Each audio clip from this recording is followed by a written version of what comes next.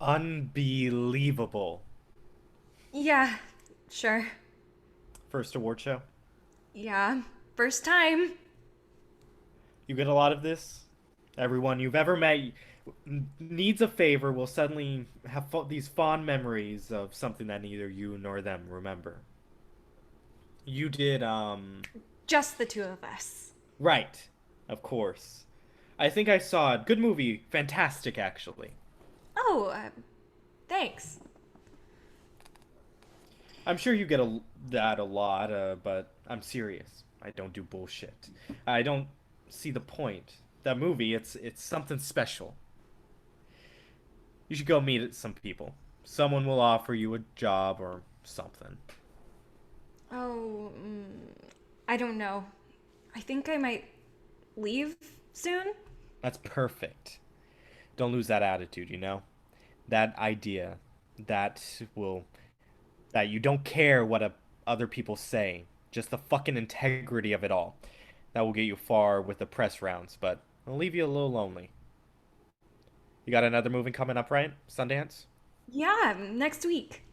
You got Nick Scott, right? Yeah, he's great. He's gonna be a star. Yeah, I guess.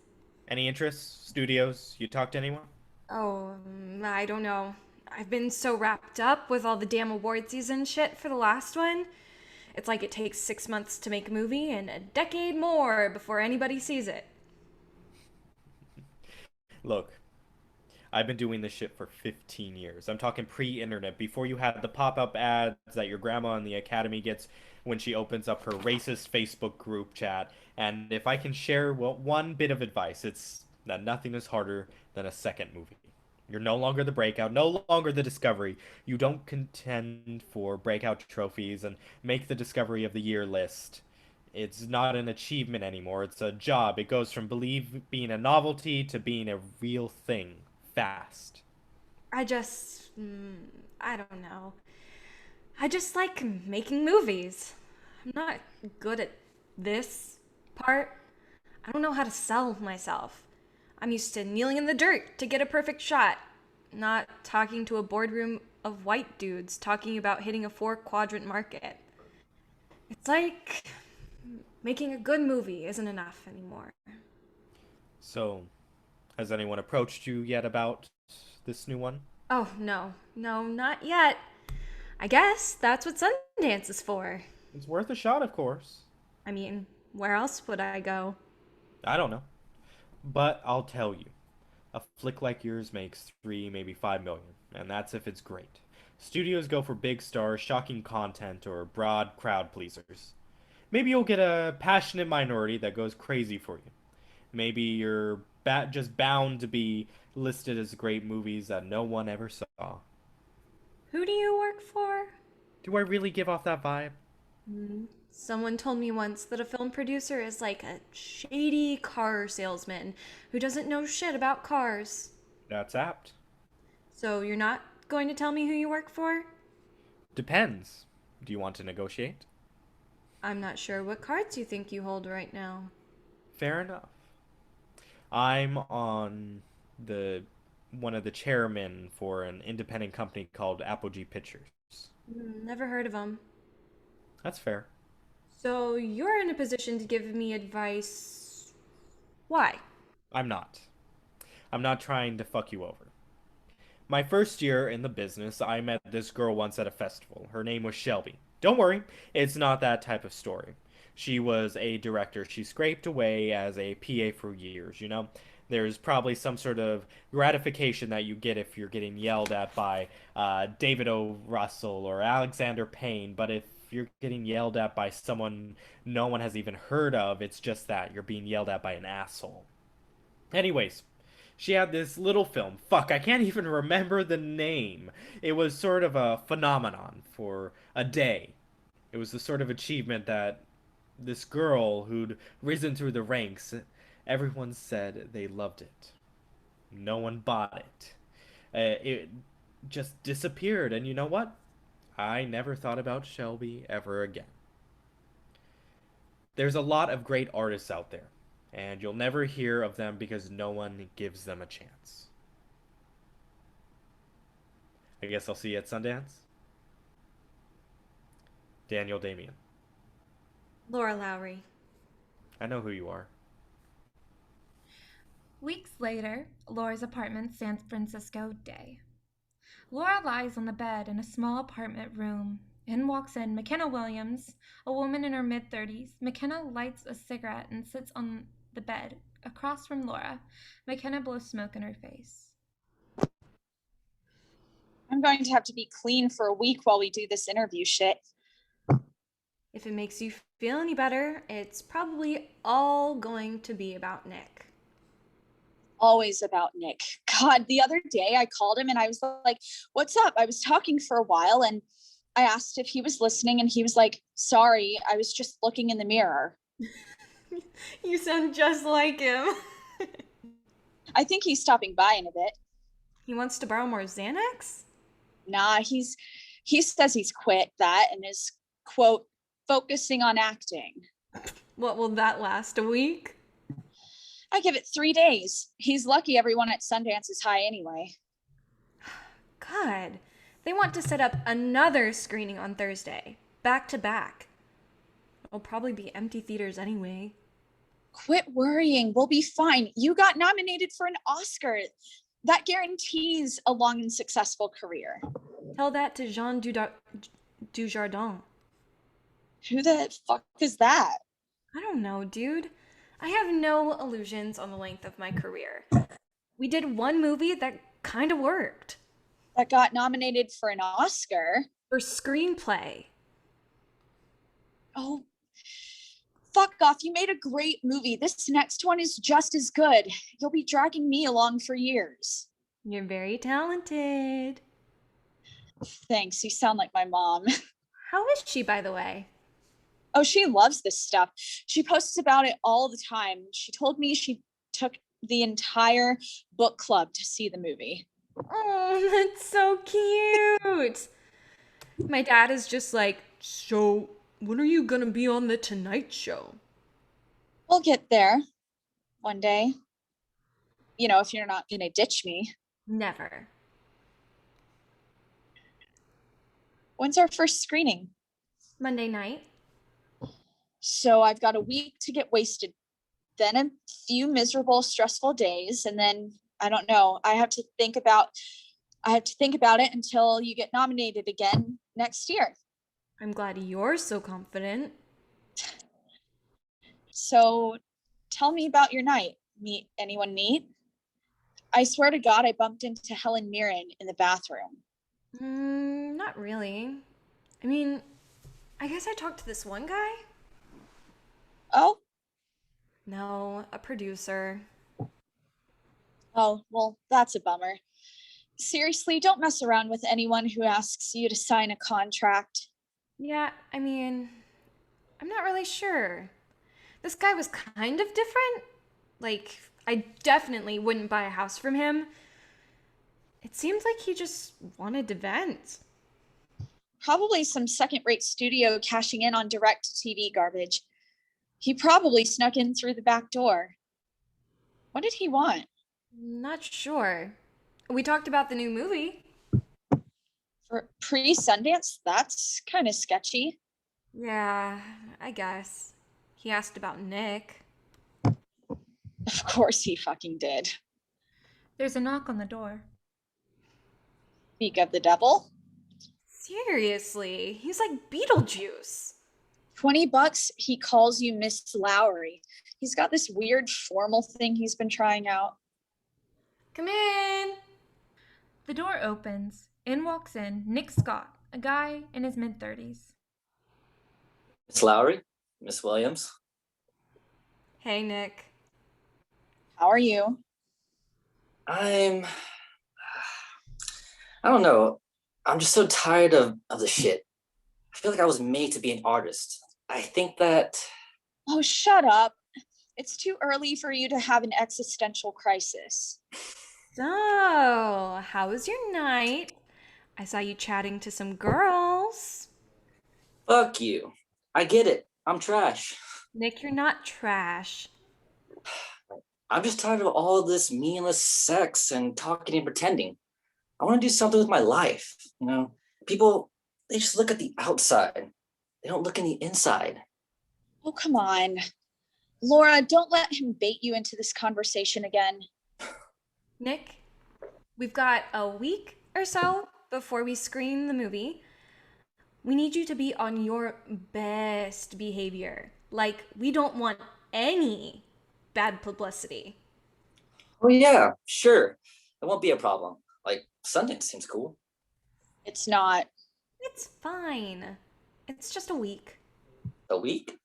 I mean, yeah, we screen it a few times and then somebody buys it. No, no, no, no, no, no, no, no. I'm not one of you good people. I'm an artist. I need access. I'm not a role model. Lord, just don't be like me. Cut it out. Come on, Nick. You can do this. Everyone at Sundance is going to love you. They love actors there. And you, hands down, are the most dramatic person I've ever met in my life. Yeah, don't be a pussy. Hey, you are what you eat. What are you, 12? It's going to be great. You're going to have a great time. It's just a bunch of people asking questions. You're good at that. You're pretentious as hell. But so is everybody else there. What did I ever do to deserve you, Laura? This is getting ridiculous. Just don't do anything dumb. Well, no one's career lasts long, so I might as well enjoy it while I can. By the way, are we going to the Oscars? I mean, yeah, I got nominated for the last movie I did with Mekenna. We're going in a month or so? No, I mean is this movie going to be nominated for next year's at the Oscars? Oh, I don't know. I mean, it's a great movie, right? So we'll all go. Want to come this year? You could be my +1. A date with you? Sure. Forget I mentioned it. Oh, Mekenna, you're so funny. Why do you always flirt with her? Why do I always flirt with her? Why do I always flirt with you? I flirt with everybody. I'm just a flirty guy. You're trash. She's so mean to me, Laura. So abusive. We need an intervention. But seriously, is this new movie legit or what? I don't know, Nick. That's why we gotta go to festivals, so we can find that out. I know. Whatever.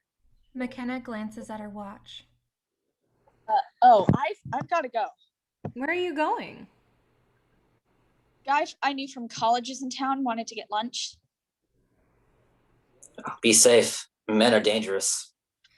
Mekenna raises her middle finger and towards Nick and walks out, slamming the door. Were you serious? I'm always serious. Serious about what? About Mekenna. I don't know. I always thought you two would look cute together. I don't know, dude. I think she's too unstable. Unstable? Nick. And I say this with the greatest sincerity, but you are single-handedly one of the most fucked up people I have ever met. Okay, that's mean. Look, man, Mekenna Williams is one of my favorite people I've ever met. But there's nothing there. At the center of it all, I'm just a lonely guy. Nick, you're going to love Sundance. Everyone there is as miserable as you. No more Sundance, all right? I don't want to hear anything about movies ever again. Give me something else to do. Let me help you. Why don't you just worry about yourself, Nick? Nick, you know I enjoy you, but right now, I have to shower and get ready. Busy, busy, busy. You work too hard. I'm overcompensating for you. Promise me one thing. Promise me that you at least pretend to enjoy yourself. I never make promises, especially not to you. I hate you. You remind me of me. Oh, is that an insult? Recording Studio, Sundance Film Festival, Park City, Utah, day. Applause is heard as Laura, Mekenna, and Nick sit at the booth. A voice can be heard from an off-screen mic. 3, 2, One. I'd like to welcome the awesome team behind the film. We've got Nick Scott from ABC's Vampire Code, Mekenna Williams of last year's Girl of Your Dreams, and the Oscar-nominated writer-director of Just the Two of Us, Laura Lowry. Wow, first of all, congratulations on the film. Thank you. So, what was the inspiration for this film? And the inspiration question. Well, I guess after we did Just the Two of Us, Mekenna and I wanted to do another film about growing up. You know? That film was about a young woman growing up in an environment that questioned her socially. And this film was sort of about growing up in this intense political climate. I always found the 70s to be an interesting time in our history, and I wanted to make this a love story set around two young people who question everything they've known.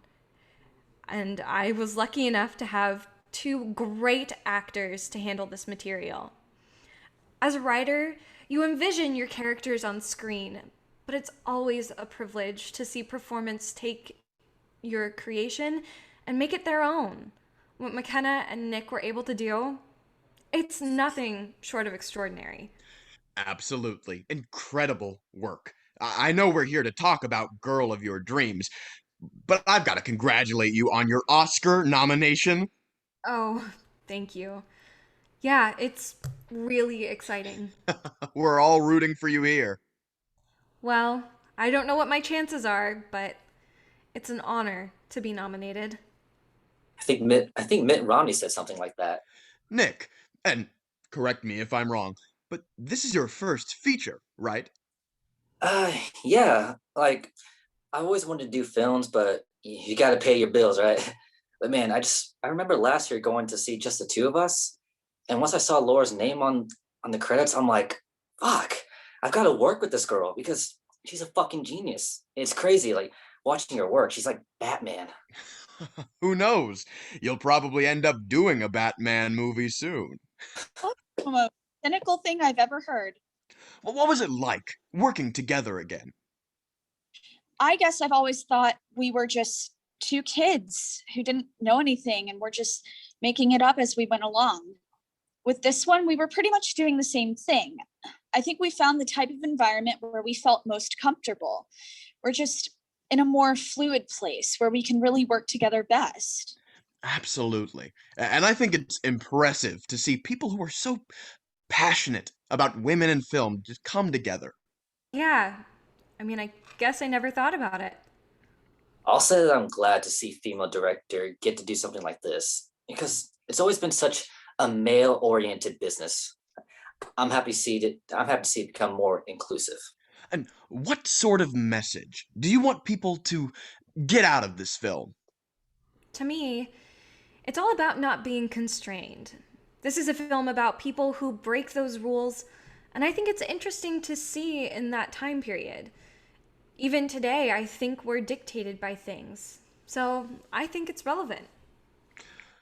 Well, I know you all have got fairly busy schedules to attend to, so I'll let you go. Let's hear it for the director and cast of Girl of Your Dreams, Laura Lowry, Mekenna Williams, and Nick Scott. The mic cuts and the moderator voice leaves the room. Jesus, no questions about my big monologue? I was practicing that in front of a mirror for months. Speaking of practicing in the mirror, nice job, Nick. What? Your little girl power ramble, brilliant. Your capacity for bullshit is seemingly endless. I thought it was lovely. Seriously, though, you got everything. Wanting to be a movie star since you were a kid, your newfound feminist agenda. You even made a dig at Mitt Romney, of all people. Like you got the entire checklist. Oh, God. Did I sound pretentious as hell up there to you? Did I just mess this up? No, you were great. That didn't seem like much of an interrogation anyway. I double booked us for the first day. We got another screening in 2 hours. I mean, we don't have to watch it again, do we? Yes. People like everyone who made the movie in the audience. It gets them more connected to it all. Oh, I hate Hollywood. Movie theater hallway, Sundance Film Festival, Park City, Utah day. Laura walks into the hallway. At the edge of the hall stands Damian and Cliff Barnes, a young man in his late 20s. Laura Lowry, give me the details. How did it go? Fine, I guess. I mean, it's just the first screening. Nobody major here to see it right now. I'm hurt. What did you think? Of what? The movie? I haven't seen it yet. Don't need to. I trust you. You saw it, right? Yeah, I liked it. This is my assistant, Cliff Barnes. Nice to meet you. I'm Laura. Is this your first Sundance? Yeah, first time. It's exciting, huh? I wish I had time to go watch other movies. Yeah, looks like there's some great films. You can't stand the fuck up and make some eye contact for just a moment? It wouldn't kill you to interact a little bit. Don't mind the kid. You two. You're going to make a dream team. We'll crush. I mean, we haven't sold yet. And I humbly accept your offer. Come on, man. Are we still doing this? Laura, hear me out. When I saw your film last festival, it blew me away. Not because it was great, which it was, but because you tapped into something raw, genuine. I don't know how. And yeah, maybe if you sign with someone bigger, they'll cut you up a nice juicy deal, a nice upfront payment, probably stick you in the middle of their slate of films, maybe simultaneously distributing you on VOD. It'll be cute. You'll be in the award conversation, get some top 10 list placings, and everyone will forget about it until they stick you directing a Batman movie or whatever. Look, man, I get it. It's a tough business. But what are you trying to do? You think I'll just give you my film, let you run your campaign, and suddenly I'm fucking Kubrick incarnate? It doesn't work that way. Your movie is great. Oh, thanks. No, I mean your movie is really fucking good. Like, instant classic good. And we think that the right campaign behind it, your movie could win Best Picture. I mean, this is all very flattering. We're not here to fucking flatter you. If you want that, stick to your panels and let some second-rate freelancer blow smoke up your ass. This is legit. You want people to see this so you can keep working? I want to make it happen. It may seem like dealing with the devil. Maybe it is. But Laura, I fucking want to win some goddamn Oscars. Come on, man. It's the first day. Strike when the iron's cold. Strike when the iron's hot. What do you do again? Get lunch orders? Then what? Can I just let you know in a few days? Sure. See your options. Look, Laura, I get it. I'm being dramatic. There's no shame in telling me to fuck off, but I'm not a bad guy. You seem like a nice kid. I think we can help each other out. There's a pizza place a block from here. They don't do takeout though. Then what are you waiting for? Go get us a fucking table. Now. You can take it. Just an intern, huh? You weren't really hitting up, but I like this guy. He's sharp. I mean, he doesn't talk much. He seemed pretty shy. He probably likes you. I'm not immune to flattery, but you're towing a line right now. Charm is an important thing, right? Look at your fucking panel. Nick Scott is by far the least talented person on that stage. By far. But who's going to be on the headlines tomorrow? Nick Scott. Believe me, the masses love him. Hell, I love him. That's why Cliff, God bless him, will never run a studio in his entire goddamn life. That kid doesn't have it. How old is he? 27. He's 27? Hey, you're 30. Yeah, but I know everything about my clients. I'm not your client. Not yet. Best of luck. Thanks. Laura It's smiles an and exits expression. stage. Cliff enters stage. Oh, we got reservations in an hour. Is she going to sell? A24 won't offer her as much as I will. Neither will Searchlight. She won't sell to a streaming service. She's too idealistic for that. We've got this in the bag. I'm glad you're so confident. Confidence goes a long way. Try it sometimes. It feels great. Fuck you. Seriously, you could at least pretend to have some self-esteem. You won't get to my position without being able to woo some plucky young idealistic. I think if I ended up being where you are right now in 20 years, I'd slash my wrists. Oh, you would be so lucky. Best picture winning producer. I hope you're doing this so we can win an Oscar and not just to stroke your ego. I meant what I said to her. Every word. It might be nice if you actually saw this fucking film you're so in love with.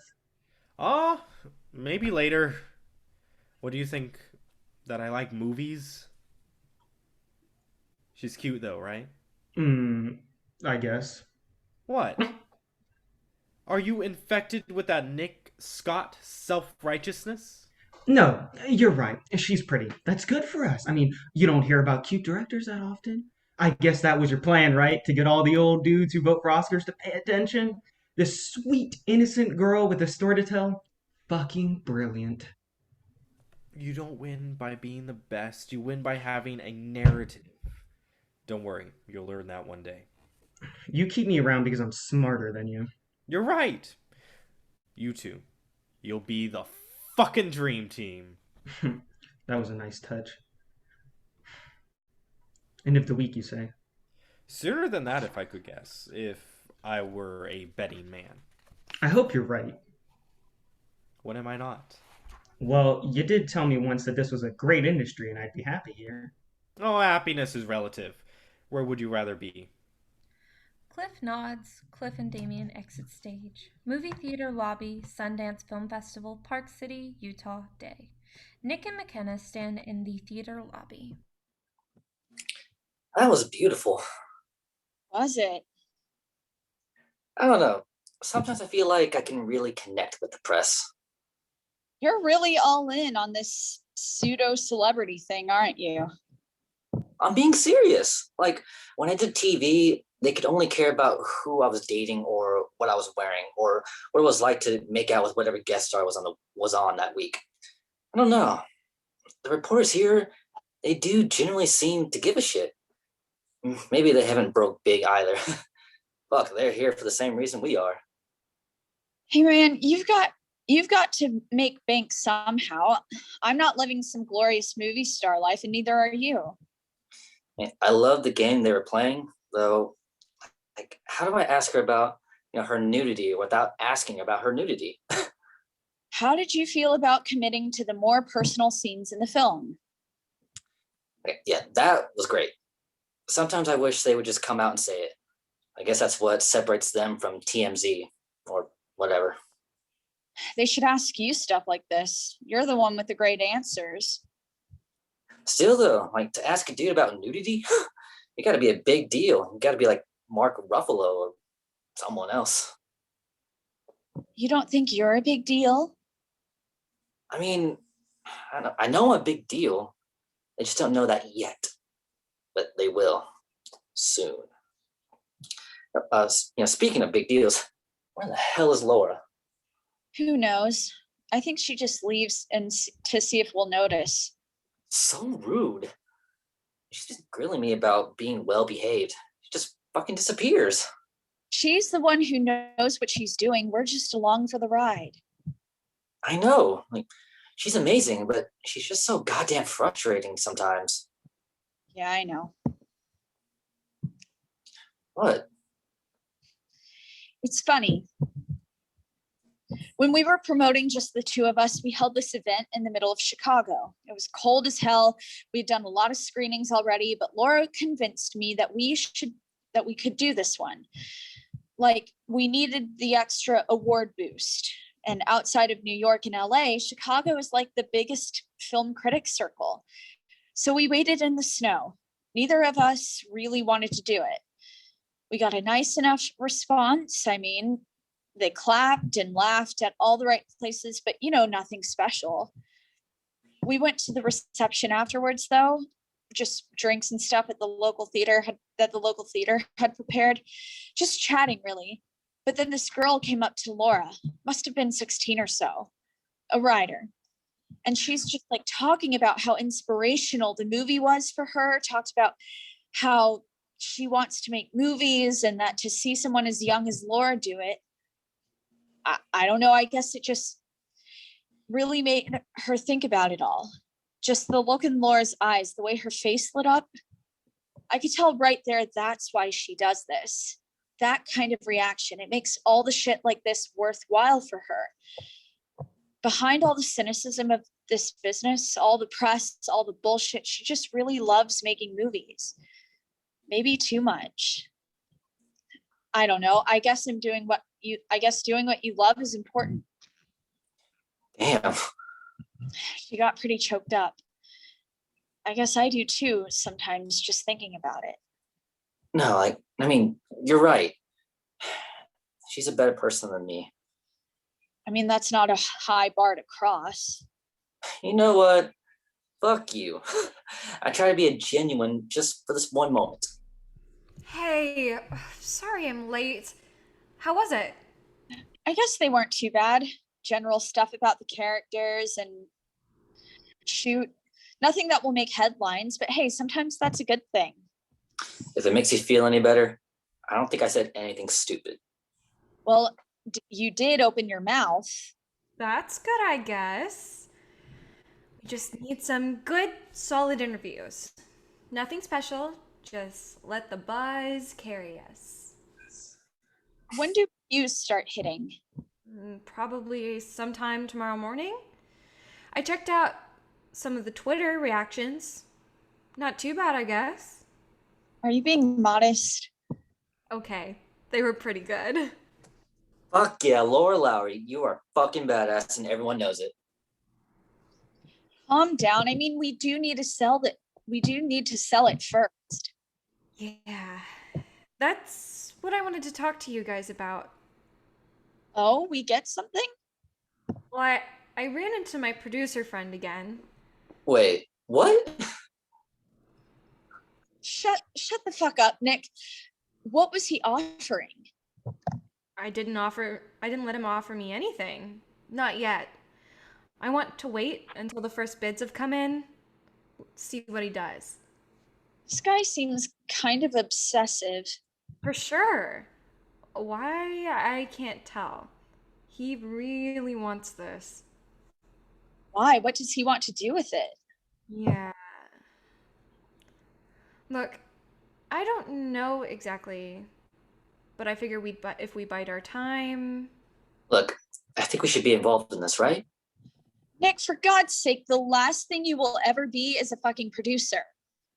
Check the credits, man. Laura let me be a producer. You've got to be kidding me.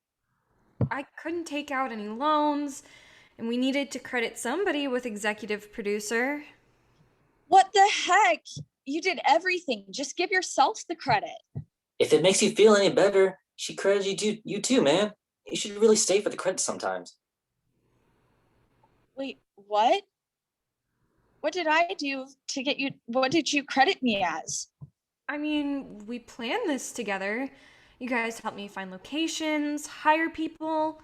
Laura, this is your baby. No, I guess I thought if we won any awards, we'd all get to accept it together. Damn it, Laura. Group hug. Fuck you. So when are we meeting this guy? Friday. Just let me do the talking. I'll figure it out. I mean, do you want me there? Well, you're a producer now, so yeah, I guess. Seriously, though, do you want us to be there? I don't want to take this out of your hands. Yeah, I mean, I guess I just want somebody else there. Then I'll be there. So our next screening is in what, an hour or so? Yeah. Ready for some interviews? Fuck yeah. Damn it, let me grab a pretzel or something first. How is she doing? Fine, I think. She's powering through. I can never tell if she's just giving attitude or if she's genuinely stressed. Haven't you guys been best friends for like, what, 10 years? 4. Hey, that's a long time. I'll be lucky to make it 4 more years. Are you talking about your career or your life? At this point, I don't know. So that producer thing was weird. I guess I probably should have told her. I mean, did you mean it for her to be a surprise? I guess. I never thought about it any other way. The 3 of us, we made the movie. We planned it, thought about it together, sweat our asses off trying to finish it, and hey, I think we did a pretty decent job. But that's not how Hollywood really works. It's just a job. Hey, she earned it. You did too. Aw, thanks. No, I mean it. Well, I better go get ready for the screening. Nick, Yeah, I know you're going to smoke in your car. please? I'm not your mom. Come on. I'm a playful stoner, like Tony Curtis. Damian's office, Park City, Utah afternoon. Damian paces around his office. Cliff sits down next to him. Do you actually think she won't show up? She's late. Fashionably late. Only professionals are fashionably late. Amateurs are always early. She is a professional. Don't stress yourself out. No, I'm not stressed. I'm pissed that an indie filmmaker who's about to get the deal of a lifetime has the audacity to be late. Okay, calm down. You know, A24 is buying that Nixon movie. You saw that one, right? That movie will get acting noms at best. Overrated, inaccurate. Well, inaccuracy has never been a major issue. Who's starring in that again? William Hurt. Oh, are we talking about career comebacks? No one gives a shit about him anymore. Hollywood loves to reward their own. They like going back to old school favorites. No, that's old. Prestige biopic play? That's a makeup win. There's an old school way to win with Oscars you can't ignore. I'm not sweating it. Lionsgate has this new Grishman film going too. Fuck! Where's this girl? You act like you've been stood up. God! It's these entitled filmmakers who think they're such a big fucking deal because their first little film didn't flop. And now they can come in at their own leisure. Hey, she's not like that and you know it. You're just What do I pissed pay because you this is the to only do? film you're interested in. What do I pay you to do exactly? I'm not here to tell you what you want to hear. The doorbell rings. Here we go. Damian opens the door. Laura, Mekenna, and Nick enter the stage. Laura, good to see you. Thank you. And I'm good to meet you as well. Nice to meet you. I'm Nick Scott. I know who you are. Mekenna Williams. Good to meet you. You're very talented. This is my assistant, Cliff Barnes. Hello. So, how's the festival been for you? Let's cut the bullshit. Because I'm not here to waste anyone's time, certainly not mine. A24 offered us $3 million. $3 million? Why the fuck didn't I get Fox talked about Searchlight this? gave us an initial bid of $2 million. I think they might push their price in the next few days. They won't do that. Fox Searchlight is more focused on nabbing stars. Check out their lineup. It's pseudo indie movies. Big directors, big stars. No offense to you and your cast, but you're not exactly Jake Gyllenhaal. Jake Gyllenhaal's overrated. A24 is good, solid. The name alone is a buzz generator. That's true, but you're not their primary film. They get a few buzzy music docs and the Nixon flick. Those are already award season frontrunners on their subject matter alone, and you'd be playing third banana. That's not always a bad thing. No, it's not. But for a hot young director on her second feature coming off an Oscar nomination, that's career suicide. We have a meeting with Netflix tomorrow. Cancel it. They're not in the business of doing trippy romantic dreams like yours. Look who they work with: Scorsese, the Coens, Cowron, Baumbach, and even fucking Wells. They're not in the interest of serving up and comers. Most likely they'll buy you up and bury you at the bottom of the home page with a March release date and no marketing. Well, if your only strategy is to prove how your studio is the least shitty, then I might as well leave. Look, we just want to hear your bid. You're clearly interested. Tell them. $10 million. Holy fucking shit! Are you fucking kidding me? If it makes you feel any better, it's more like an $8 million movie. Okay, man, what is this? I already told you. The $10 movie is million? special. $10 million? A little thanks would be appreciated. Thanks. Come on, man. I don't think anyone else knows how to handle it. I do. I've been in the business my whole life, and I have a hunch that this might be the next big thing. $8 million is great, untouchable. It would be news, but $10 million, that's huge. That's shit your pants insane, and everyone will be talking about it. And if we fuck it up, hey, you've got $10 million. Oh, this isn't real. Just give us a moment to discuss this and we'll No, figure out. we'll do it. Hold on. $10 million. Everyone has their price. Look, this sounds fucking nuts. That's because it is. It makes no sense, and I don't expect it to. You're pure Laura. You just make great things. I want to share it with the world. You're bluffing. I'm a lot of things, but I'm not a liar. Goddamn Sundance. You're right, Laura. Fucking love this place. Cliff. Cliff walks over to the desk and picks up a stack of paper. What are these? Contracts. You know, here's your sign, where you sign your deal with the devil. If my unparalleled optimism and confidence in your film isn't enough to convince you that I'm not trying to fuck you over, feel free to pursue and peruse it at your own leisure. Oh, wait. What does this mean? Complete campaign control? It means I have the control over the way the film is distributed, marketed, and released. And it means for the next 12 months, I am your god. You do what I tell you. You say what I tell you to say. It's not traditional, but you can either swallow your fucking pride for 12 months for 10 million, or kiss your sweet deal goodbye and go fuck off with Netflix. Hey, I'll be right back. You do know you have to sign these, right? Mr. Producer?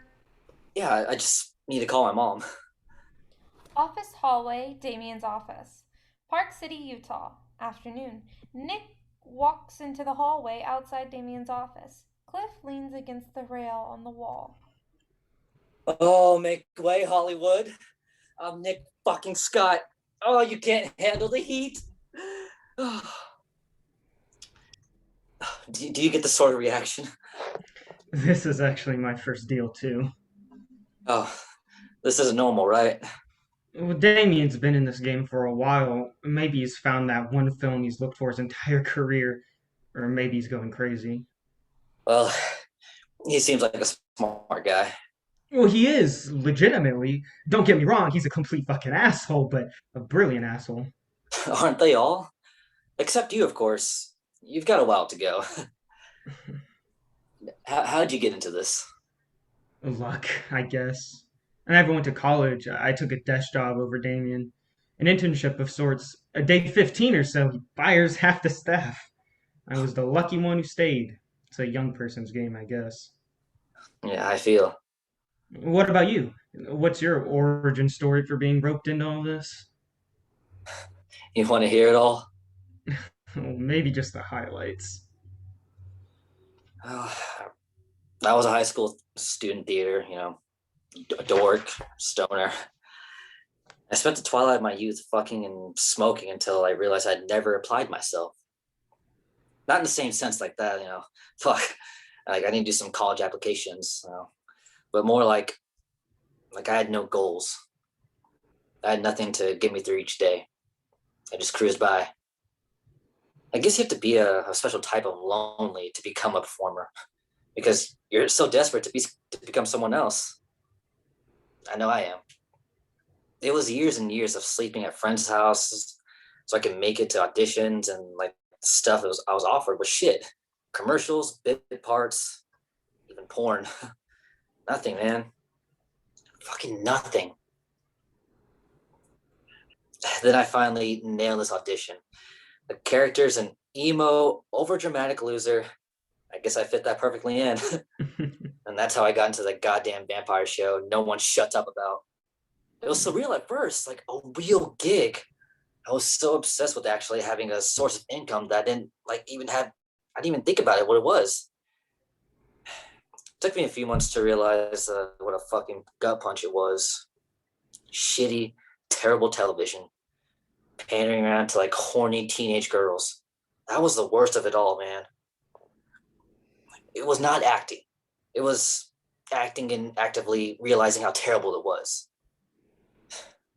And then I met Laura. Jesus. He's not telling you his life story, is he? Shh, I'm getting to your part. Where's Mekenna? Looking for some hidden claws, I guess. She's a little frantic. Totally. Were you part of this decision? No, not really. I'm an advisor, I guess. Well, I'm flattered. Look, I know my boss is a jackass and everything they warn you about in Hollywood, and I'd be lying if I told you he was a good person, but he loves your movie. Kinda risky, though, isn't it? It's never been about the money. I mean, Damian's had money forever, and he'll never lose it. He's too prudent. I think he just enjoys it. Oh? Why's that? He he doesn't love movies necessarily. I think he loves the idea of movies, the romantic concept of red carpets and stars. The guy would kill to be a director or writer. To have your talent, money can buy you anything, but it can't buy talent. And I don't know, I guess he found some sort of idealism in you that he respects or resents. I like being the first person to like something like that. There's a novelty to it. Nick, go sign your contract. I'm assuming he gave you his sob story. I enjoyed it. He should be a writer. I guess he needed the tough years to make him an underdog story. That always works. It's a PR dream. I never told you how much I liked your film. Thanks. No, I'm serious. Like, I can tell you that it will be a great review or that it's going to be nominated for a dozen awards, but as just one guy with an opinion, I thought it was great. Thank you. I'm sorry if I sound conceited. It's just, I never felt like I needed this praise. I can't tell if I'm a fraud or if I'm just letting the pride get to me. You're not. I don't know. I don't want to shower you with compliments. I mean, it's good if you know why you do this. So, why is it that you do this? I never sat down and thought, man, I want to write a movie. Just sort of happened. I don't know. It's hard to explain. No, it's cool. I guess this one was like a movie about these two people that I don't know, but I wish I knew. They're kind of like an idealized couple. Not because they're perfect, but because they're both imperfect. But they're, Extraordinary? God, I said that at the junket, didn't I? Don't worry about it. Nobody likes doing interviews, and if you did, then you're a sociopath. I just got caught up in the moment. If what you're saying is honest, people will listen to it. Maybe. I don't know. So, what's your story? I mean, there's not much to tell. You'll be fine. Don't be like Nick. You can't just live in self pity. I don't think I'm living in self pity. I'm being real with myself. I'm never gonna pretend to be anything more than I am. My whole job is predicting Oscars. It's literally betting on other people's success. Shut up! You'll probably end up running this studio one day. Oh, who knows? I mean, you seem smart. So, why the Oscars? Why is that a fascination? Well, I watched since I was a kid. There's a weird sincerity to it. As much of a game as it all was, seeing all these actors from all these films I watched, there's a familiarity there. It's hard to explain, but I connected with it. The Oscars don't care about movie quality, but for God's sake, if there's some sort of contest, they're all going to go in. And in turn, more people go to see movies. Come with me then. Uh, where? To the Oscars? Mekenna and I are going. We both get a +1. She's taking Nick. You should come. You've been studying this sort of stuff your whole life. Thank you. It's the last Saturday in February. I know.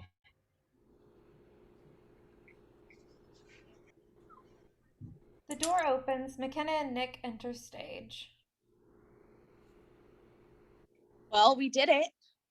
I mean, you could at least pretend to be excited. I don't think it's sank in yet. Give me a few days and I'll be hysterical. So when's this thing coming out? I'm not sure. We'll probably figure that out in the next few months. It'll probably be November. Fuck. Is it socially acceptable to start drinking at 3? I'll be drinking until this is over. I think Damian needs me to finalize your contracts. It was nice to meet you all. You too, man. Cliff exits stage. I guess we scared your friend off. What's up with him? He's nice. I invited him to come to the Oscars with us. Damn. That'll be fucking amazing. We got our squad together. This is the beginning of a beautiful friendship. Come on, guys. Casablanca. Nick, we got it. We're just tuning you out at this point. Apogee Films office, Los Angeles, California afternoon, weeks later. Cliff wears a suit and looks in the mirror in Damian's office. Damian sits, dressed casually. You look fucking ridiculous, bro. You aren't going to sullen my mood. I'm going to the Oscars. If you don't want me to make fun of you, you shouldn't have changed somewhere else. Look, Los Angeles is expensive. Maybe you should move out. Find a job in the food services. Hey, can you not right now? What? You think you've got a lot on your plate? The board is already going nuts about this deal. I thought you said it was a sure thing. Well, it's not. Nothing in this business is, because you can't decide how people think, how they react to things. I can't invent a hit. I can try, I can come up with a star, land a release date. We set for November. Of course we're set for November. October will be forgotten. That's where you land your studio players, the one people actually see. You know, your A Star is Born, your Joker, the Prestige Fair, the Rankin just below the blockbusters. By December, it's the big splashes, the last minute dive bombers. November is the sweet spot. You've already hit your festivals, gained the following. There's been 3 cycles of controversies and defenses. There's been an outcry about how it's not an accurate depiction of the 70s. 60s. It's set in the 1960s, not the 70s. Damn, well, I'll have to watch it. You haven't seen it? Not my thing. What is your thing then? Winning. You wouldn't even be on stage. People will know. People with power will know. The people who hired me over the years.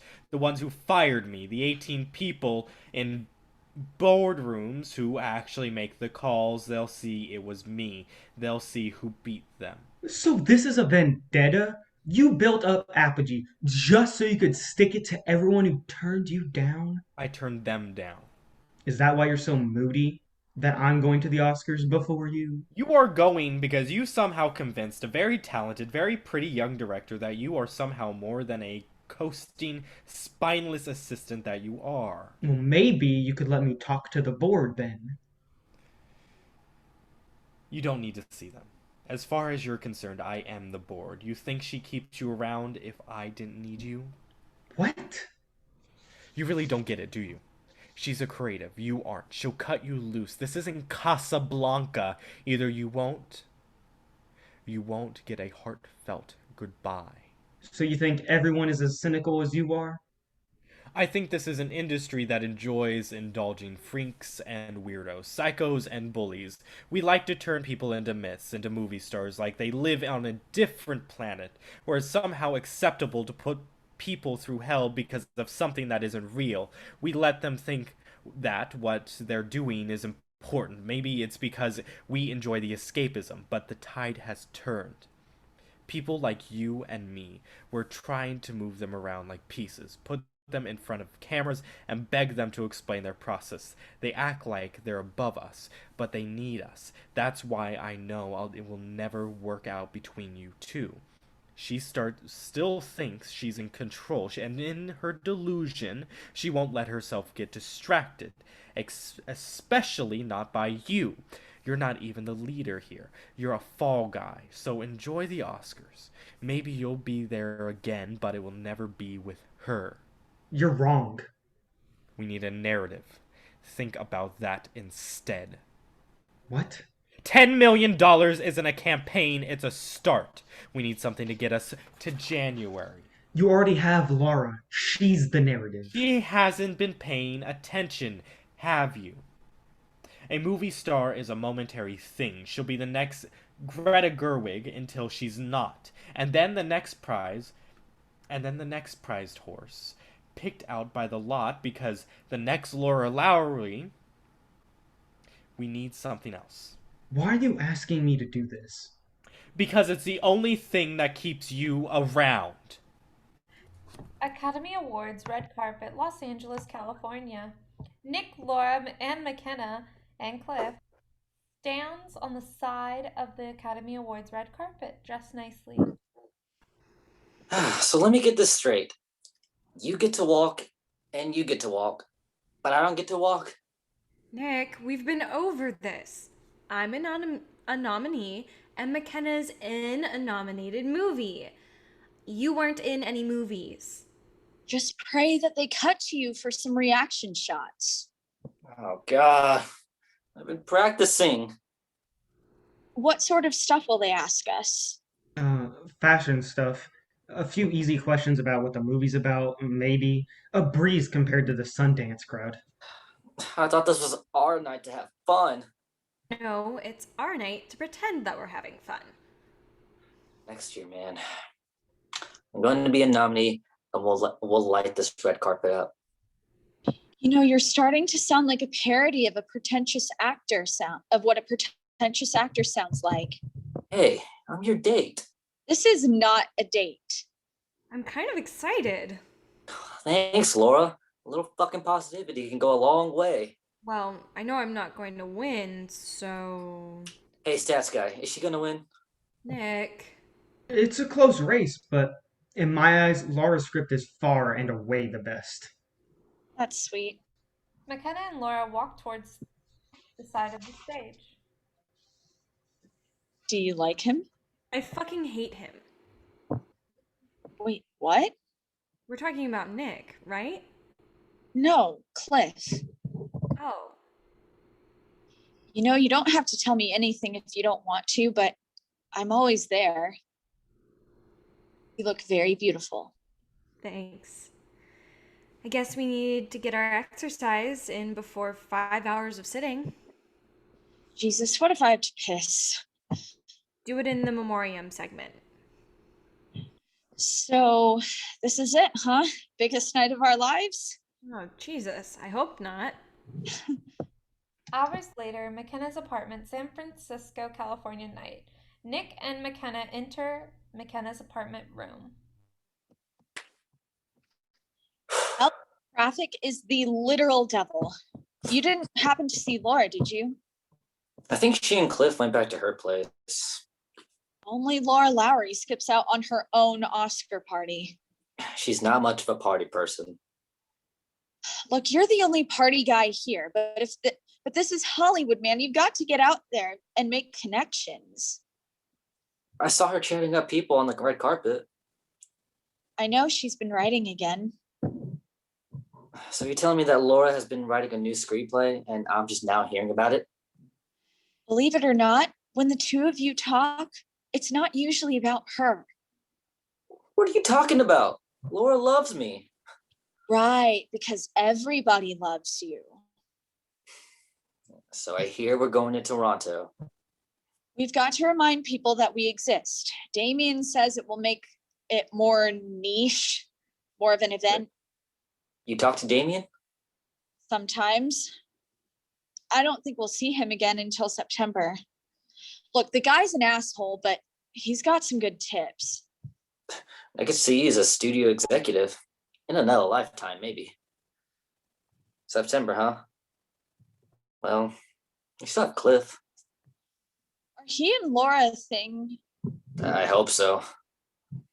Why? You still holding on to this sexist, that idea that all Hollywood women need boyfriends? That was a joke, by the way. No, I think it'd be good for her. This town's full of assholes. You see how he looks at her? He fucking worships her. Worship and love aren't the same thing. Oh yeah? Then what the fuck are we doing? Good night, Nick. Okay. You're right. Turns to exit. Nick, get back in here. Laura's apartment, San Francisco, California night. Laura and Cliff enter Laura's apartment. Well, that was exciting. You didn't want to go to any other Oscar parties? Not really my thing. Not that I don't like talking to people, I just don't like parties. Nick's there. I think he was hoping to get a selfie with the Stranger Things kids. I don't have anything to say anyways. I didn't win anyway. You can't think like that. These awards are fought over by PR people. It's about making a competition between things that can't possibly be compared. It's not an indicator of talent. You don't need this, even if you deserve it. So, how do you think it went? The show. Oh, it's fine. Opening monologue was good, too political for my taste. Not in the sense of the Trump jabs, not because of all that. Empty jokes from empty people. It's the best I can do to liven up a dull show. I mean, there was no real surprises in terms of winners at this point. I think the industry has forgotten about everything they saw last year. Sundance was a lifetime ago. They got their eyes set on next year already. Nice speeches, though. Sure, This stuff doesn't excite you? not really. Not anymore. Maybe I can see the wheels turning. People have to summarize a lifetime of achievement into a short 60-second speech that's mostly spent thanking other people. Maybe not. But this isn't even about movies. It's like even people who don't watch football watch the Super Bowl. That's what the Oscars are. There's a romanticism to it all. The famous people getting together in one night, getting dressed up. When you forget about the cynicism of it all, it's kind of fun, I guess. You're smarter than I am. Stop saying that. Thank you for inviting me. No problem. But do you think Nick and McKenna had a good time? Oh, Nick did for sure. He eats up this kind of stuff. He likes to think he's above it, but loves indulging in it. Mekenna, I don't know. She hasn't seemed this relaxed in a while. She's stressed. The praise, it puts pressure on her. She feels like she has to perform, to earn it. But she seemed relaxed tonight. happy, even. I don't know. Maybe she's just a great actress. Well, sometimes some people forget the bullshit and just get lost in the spectacle. Doesn't seem like that happened to you. I think I've already hit the cynic's breaking point. You're a young guy. There's so much more to life out there. You set your own expectations. I guess I've always valued self awareness over self esteem. So, tell me something about you. What do you mean? Well, I think you're talented, but I don't really know anything about you. I was raised by working class people, good people. I wanted to believe that life was more than just survival, that there was something worth getting up for each day. What is it? I haven't figured that out yet. Maybe I never will. But hey, that's life, right? You have a favorite movie? Almost famous. I like that. Cameron Coe. What about you? Forrest Gump. Never seen it. You've never seen it? And you're a director? I never said I was any good. Well, I think you're good. You said it, not me. Fair enough. What about music? What about it? You got a favorite song, a genre? Why are you asking me all this? I get the sense that you don't want to talk about yourself anymore. Most people talk about what they like, not what they are. That's pretty deep. Is it? I think people ask about each other's favorites because it's the easiest way of getting to know someone without actually getting to know them. So you're not going to play long? I think um, I don't really have a type. Play something. Cliff turns on the radio on Laura's desk. Music plays softly. That's nice. What's your point? What point? Why ask me these things? I just wanted to treat you like a person for a second and not a pull quote. Get to know you, I guess. Save it for the second date. This is a date? Do you want it to be? Honestly, yeah, more than anything. Then, sure it is. Music plays on the radio and they dance. They kiss. Laura's apartment, San Francisco, California morning. Laura stands in her room looking at the mirror while Nick sits on her bed and looks on his phone, reading from it.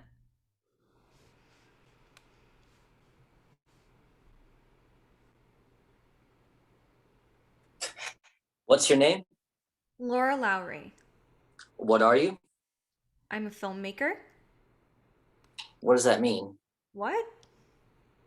It's a vague term. Okay, fine. I'm a writer and director. Tell me about your film. Girl of your dreams? That's a long title. Someone can cut it. You can't change a movie title once people have actually seen it. It's happened before. Well, you can't change it now. People can't remember it, but they know what it is. Well, what would you change it to? I don't know. Just girl, I guess. Girl? It's simple, memorable. I'm pretty sure that's been used before. Has it? Have you ever heard of a movie called Girl? No, but it seems like it would have been the sort of title that would have been, I don't know, one of the first movies ever? You'd be surprised. Remember that movie Spy? Spy? The Melissa McCarthy movie? Yeah, like how has the title Spy never been used before in a movie? Like after 100 years of filmmaking, no one ever thought to use the title Spy. I mean, we have The Spy Who Loved Me, Spy Game, Spy Hard, Spy Kids, but no Spy. And someone finally made it, and it was a fucking Paul Feig movie, of course. Okay, whatever. This is pointless. We're keeping the title. Maybe you could spice it up, make it more pretentious. Girl, a tone poem by Laura Lowry. That would be memorable. Can you just get back to the questions? What are your inspirations? People or experiences? Let's start with people. Jean-Luc Godard, I guess. Maybe Billy Wilder? You're naming old people. I'm being honest. This isn't about honesty. Just name some people that 20 somethings have heard of. Fine. Baumbach, Gerwig, Linklater, Coppola. Francis or Sophia? Sophia. Not a fan of The Outsiders? You said name modern people. Well, who else? Jesus, I don't know. Mendes? Coron?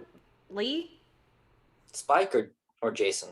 Look, if you're not going to take this seriously, then I'll just practice these talking points on my own. Come on, I'm trying to ease things up. Look, I'll be fine. We don't do this to sound too manufactured. Why don't I help you practice? I don't need to practice. Oh, yeah, you need no practice. Nope. Why is that? Because I'm astoundingly good at this. Uh-huh. It's true. Like doing these press conferences is what I was born to do. It's all about producing the highest amount of bullshit in the shortest amount of time. I could ramble on about anything for 3 minutes at a time. Really? Yep. Okay. This movie takes place in the 1970s. Give me an overview of all the major political and social changes of that decade. Nobody's gonna ask that. You said any topic. I'm talking about the bullshit tabloid stuff that they ask. They ask simple, easy questions that they can fit in on a spread or a caption. The key is to sound a little off base, but not obscure. Keep things to what people know. Biggest celebrity crush? Kate Winslet. Favorite movie? Good Will Hunting. Biggest inspiration? Something about some acting teacher that never made it big. How do I detox? Something about nature and the natural world. It's easy for me. I've used to do the shallow bullshit. Have you seen my show? Just let me finish up on my own. Oh, come on, Laura. This is the big one. Only a few more months after this. Don't remind me. This is a different world for me. I'm used to putting on leather jackets and fake teeth for 16 hours a day. Have you seen what a network TV show looks like? It's a prison. I'd rather be working. Oh yeah, you said you have a new project coming up. Supposedly. What was it called, Elle? It's like a stoner comedy or something? That's an oversimplification. Well, what's it actually about? I wanted to do something about the working class that's not a fairy tale or an exploitation. A look at small town life and dreamers that actually considers what it's like to live without a future. See? There you go. What? That's what I'm talking about. Say stuff like that. I thought you just wanted to talk. I do. I want to say something else about the campaign. Just tell me about this new script, please. Get out. Nick stands up and picks up a script laying on Laura's bed. Is this it? Get away from it, Nick. Fine. Don't tell the stupid actor to read the script. Will you leave me alone afterwards? I'll only do it if you ask me to. I'm not gonna ask you to do anything. Nick flips through a few pages of the script. Anything you want me to read? I'm not auditioning you. Just give me a monologue. Try page 7. Okay. How should I read it? However you see fit. Nick opens the script. I hate writing journals. I've always seen it as one of the most pathetic things a person can do. I'd rather channel my energy and free time into creating something original. I've never written anything just because. I don't know why. I don't know if anyone will ever read this, but as usual, I don't have anyone to talk to. I'm writing now, I guess, because I've tried everything else. It's more because at least I'll have something, even if it's not useful. No one else is interested in helping me. But things have escalated to the point that I guess I'm trying everything. I'm far too busy to make this a consistent thing because it's not worthwhile. This exists as an ultimatum. I'm a loser. I'm such a big loser that it's beyond parody. It's grotesque, embarrassing. I'm this strange combination of bad habits and bad circumstances and bad luck. It makes me so sad that I get angry, and so angry that I'm desensitized. I realized a while back that I've become accustomed to not feeling things anymore. Normal emotions have started to fade, and beyond all other things, I've lacked an ability to connect with others. There's not anyone I can call when I'm feeling sad. Which is why I'm writing this and not talking to someone. I had the normalcy of a childhood. I never made consistent friends, and I just never adjusted. I was too young to know these things should have occurred naturally, and too ignorant to learn that I was too late. I took pride in these fanciful ideas that I was smart or gifted. It was just a way of me justifying a reason for not being included. As I grew older, my disillusionment grew and the social differences with my peers grew wider. I realize now that because of my belief in my own superiority, both a product of my ego and the environment I was raised in, I missed out on nearly every important social moment of adolescence. The saddest part was growing older to realize that my anxieties were all confirmed. It was all true. I was different. Everyone did hate me. Everyone did mock me. Someone told me once that they've always felt that people didn't give me enough credit. What seemed like an earnest remark of good faith was surprisingly the best summation of my life. I've never been able to recover from that. It's more than just breaking into previously existing communities, which is impossible, or trying to amend everyone I've wounded, which is unthinkable. It's more than constantly being ridiculed. It's lacking any and all fundamental skills of interaction that have escaped me. It's stooping to lower lows as my earnestness fades and I grow more lazier, more bitter, and more furious. So this is like a stoner comedy, right? Weeks later, Damian's office, Los Angeles, California day. Damian paces around his office while Cliff sits on his couch. I hate waiting. I hate people. I hate Canada. I hate planes. I hate that my secretary is a fucking millennial. I hate. Come on, man. TIFF is the big one. We get crowds hyped, and we're one step closer to Oscar glory. But if we fuck it up, we fucked it up for good. Toronto is going to know this movie's great because it is great. Who is this optimistic imbecile, and what the fuck did he do with Cliff Barnes? I see you for the first time in 7 months, and you're all happy-go-lucky. You sound like Nick Scott. Nobody sounds like Nick Scott except for Nick Scott. How were the Oscars, by the way? Not too much different in person. They're how they always are. Not bad, huh? Laura, Mekenna, and Nick enter stage. Mr. Damian, it's been far too long. Cut the bullshit, Nick. Here's where we're at. We have preliminary buzz coming in, but nothing too serious. Curiosity more than anything, which is good in a way.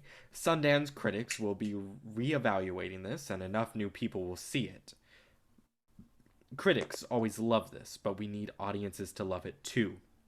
Answer their questions. Be polite, be funny, be memorable. You can be topical, but not too political. If there's a hate crime in the news, tweet something. If there's a moderator with a history of homophobia, fuck with him. You want to be just distant enough that you can play off as auteurs, but just relatable enough that you can charm the sweaty armchair critics. You need to be universally agreed upon, be intellectual but not too pretentious, be sexy, feminist, and empowering, but sexy. The Oscars like strong women as long as they still think they can fuck them. Hey, that's not cool. Have you done this before? Do you have a strategy to win that involves being noble all the time? I just think you could be less of a bully. You work for me. Those contracts you sign, they mean I tell you when to talk, what to say, and what to be for the next few months. You are as I say you are. Look, I don't have to do any of this. I can bomb those interviews if I want. It could take down both of our careers.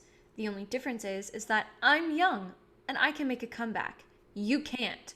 This is your comeback. So you'll just run the whole thing yourself, won't you? Maybe I found somebody else. When did you get to the airport? What time did you land? When was your first screening? At what point in the QA can you make jokes? What categories are you campaigning in? When do the critics group do their nominations, and is it for or after AFI? Are you running comedy, musical, or drama? Are you even a registered member of the WGA? These are questions you'd have to answer. Don't act like you're in control. You don't know the narrative. What narrative? You have my talking points. Mekenna, talk about the roles. People know about the film, but you've got to be specific to the character. Best Actress is relatively weak this year. There's a few stuffy period pieces, and one of those will probably get the win, but you're young and you'll get a nom. Best Actor is rough. Nick probably won't get in. He just has to be chill. The cool guy that can show up and supports his co-stars. The trades dig that. We're going to do well here. It's not hard. We've been doing the work. Cliff's been working on a successful viral campaign, and initial box office projections suggest we'll be in the biggest indie opening of the year. As long as everyone does their part and stays on script, we'll be fine. Are you trying to convince us or yourself? Mekenna and Nick exit stage. Laura and Cliff embrace. I've got some shit to sort out here. I'll see you at the hotel. Have a safe flight. Cliff and Laura kiss. Laura exits. Is this why you're so fucking smug all the time? She's not your prize, and you shouldn't talk to the girls like that. I'm sure they've all had a pleasant few months lounging around pretending like the movie is enough. They have no idea how hard I've been working. We've been working. Oh, I'm sure you've had a really tough time. Excuse me? I've been sitting in an editing chamber for the last few months trying to win over voters. You think that's all it takes? People don't even watch trailers anymore. They watch 15-second clips that play before a YouTube video of Jimmy Fallon playing Pictionary. You think mediocre shit like The Artist and The Green Book win Best Picture because they have great trailers? You have to shake hands, kiss babies, convince voters they are making the right choice, the safe choice, the exciting choice. That's if the vote for Laura and crew, they'll be part of the secret club of Academy members who decide on those things. You sit and pout with your cynicism while I do the work. I cut the trailer. I wrote the copy. You think because you've got the money that you own this campaign, but you're wrong. You've been at this shit for 15 years, and you've never come close to touching an Oscar. That's why the board wants to call a budget meeting. What budget meeting? It's a vague enough term that they'll act like it's just a normal procedure. The board never meets. If they do, it's because of something really good or really bad. They never fire me. Not at this stage, but next year, if you don't win. So that's where you're at now, huh? You're willing to let our campaign tank because of you're spiteful. Is that how shallow you are? Who would they replace me with? You? I want the movie to win. Fuck, you haven't even seen it yet. I've had better things to do than your Cinderella story nonsense. Leave her out of this. You think it's normal for the studio and the director to be fucking? It's not the studio, it's just a me. I think that's your problem. Where's all your gusto? You were so high on this at Sundance. Sundance is where dreams come true. Toronto is where dreams become realities. You'd be a fool to think we'd strike gold twice. You know she isn't writing, right?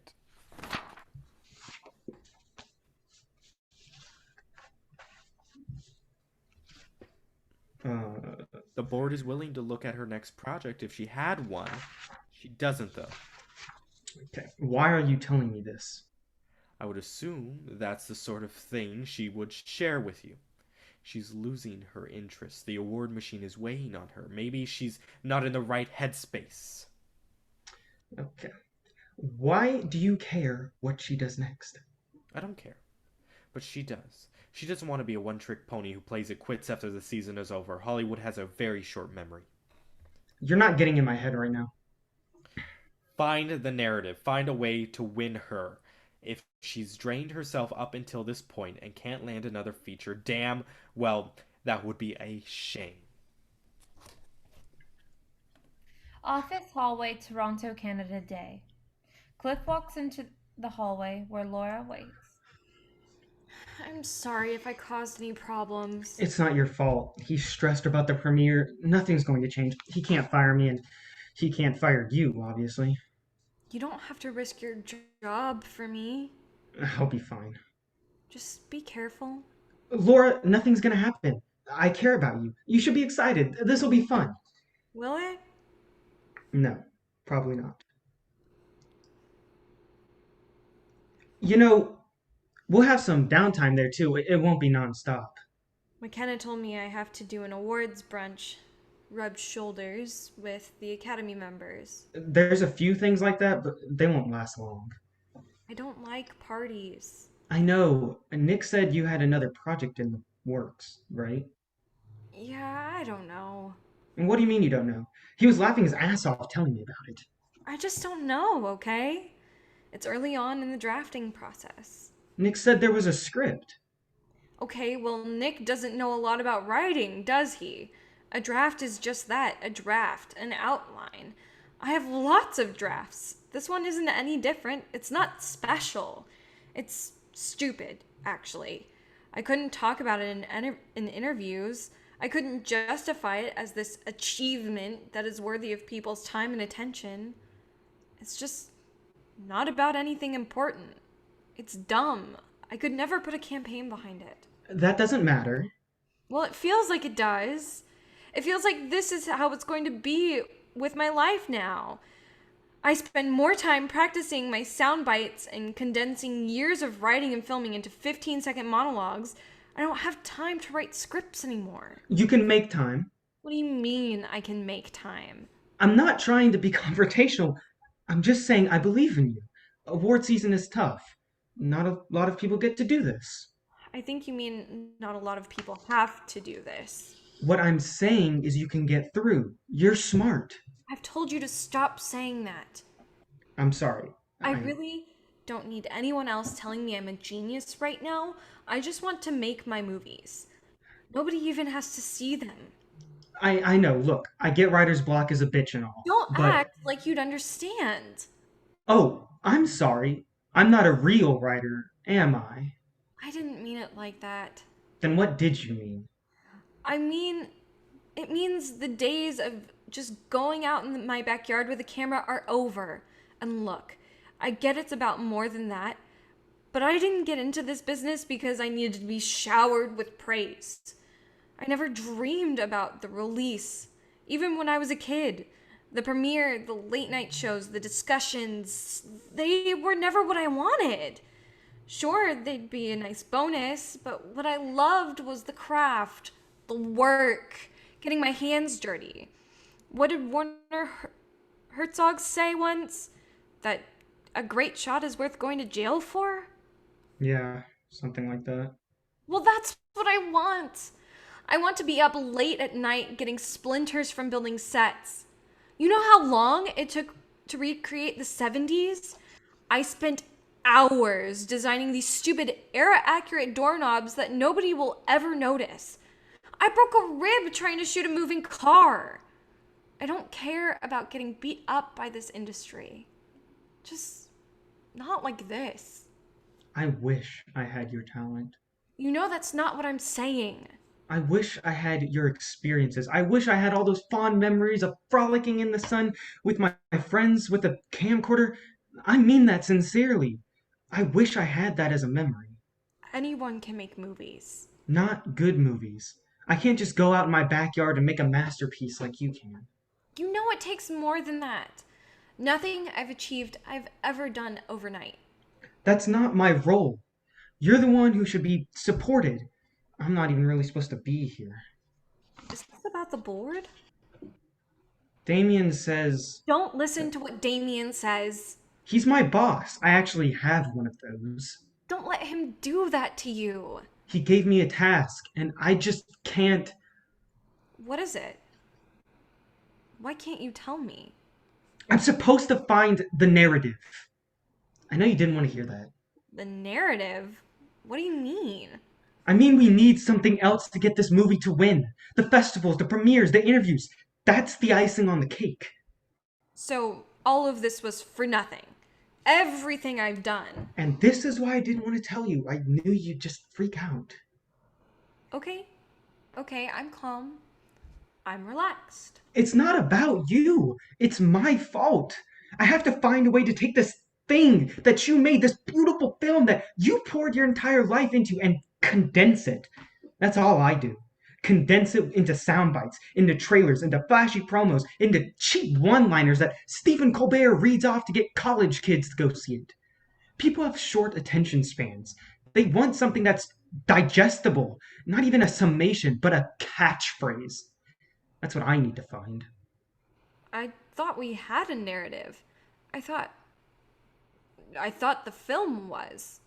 Come on, Laura. I know you're not that naive. I know it's more than that. But, it's the period piece. It's funny. It's timely. It's all of those things. Is that not enough? I wish it was. Why do you need this so badly? Why do you need to impress him or the board or whoever? If I don't do this, then what am I even on this campaign for? Will they even need me? Would you need me?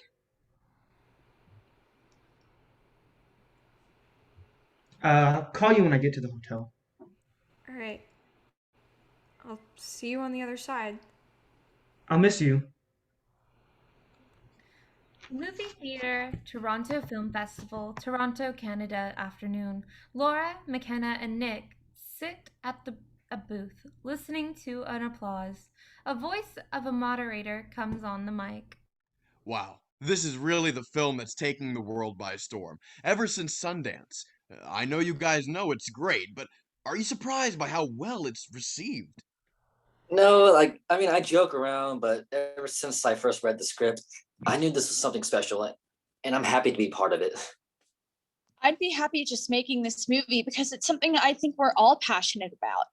The fact that it's done so well is amazing. I'm glad people are able to see it. Films like this live and die by audiences. So I thank you all for coming out and supporting it. Well, I know you've all gone through innumerable conferences like this, so I'd like to turn it over to some of the viewer questions that were submitted to our virtual screening room. Stephen from Maryland says, I loved the movie. My question for Nick.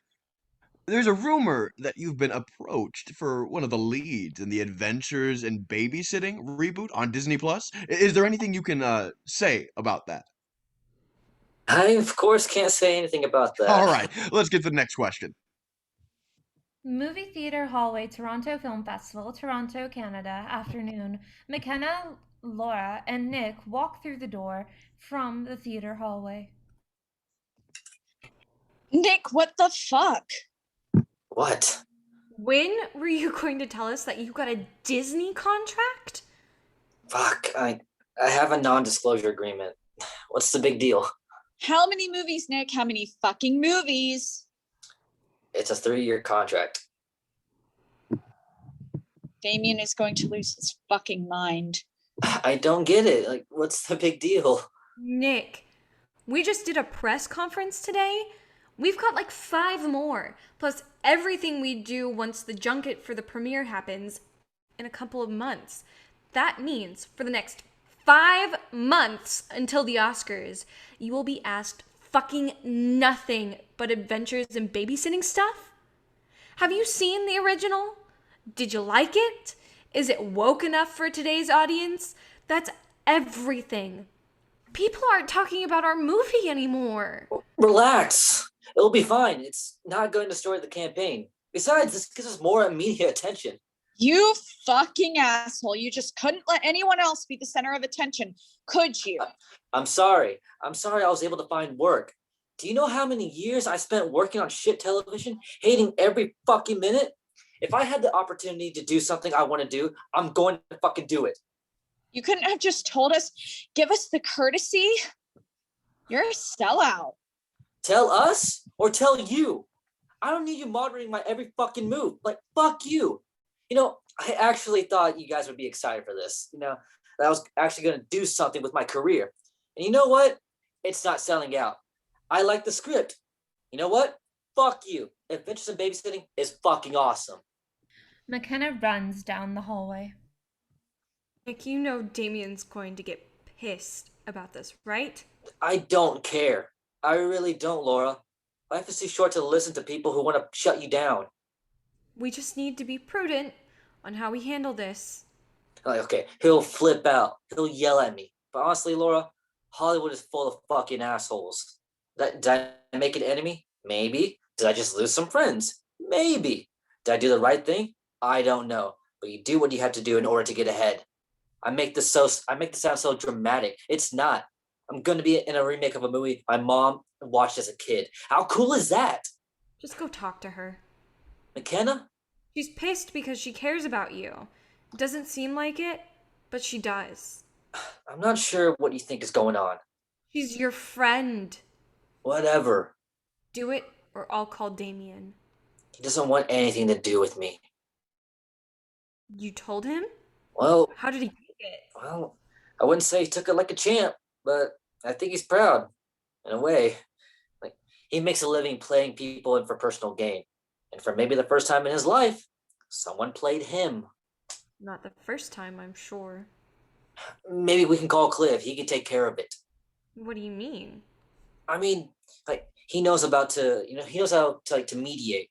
Maybe it's just all part of the narrative. He can make it work. I don't want him to make it work. This isn't about whether or not this throws off the course of our campaign. It's about you acting like a dick and not telling us. Okay, fine. I just thought we needed him now. Well, we don't.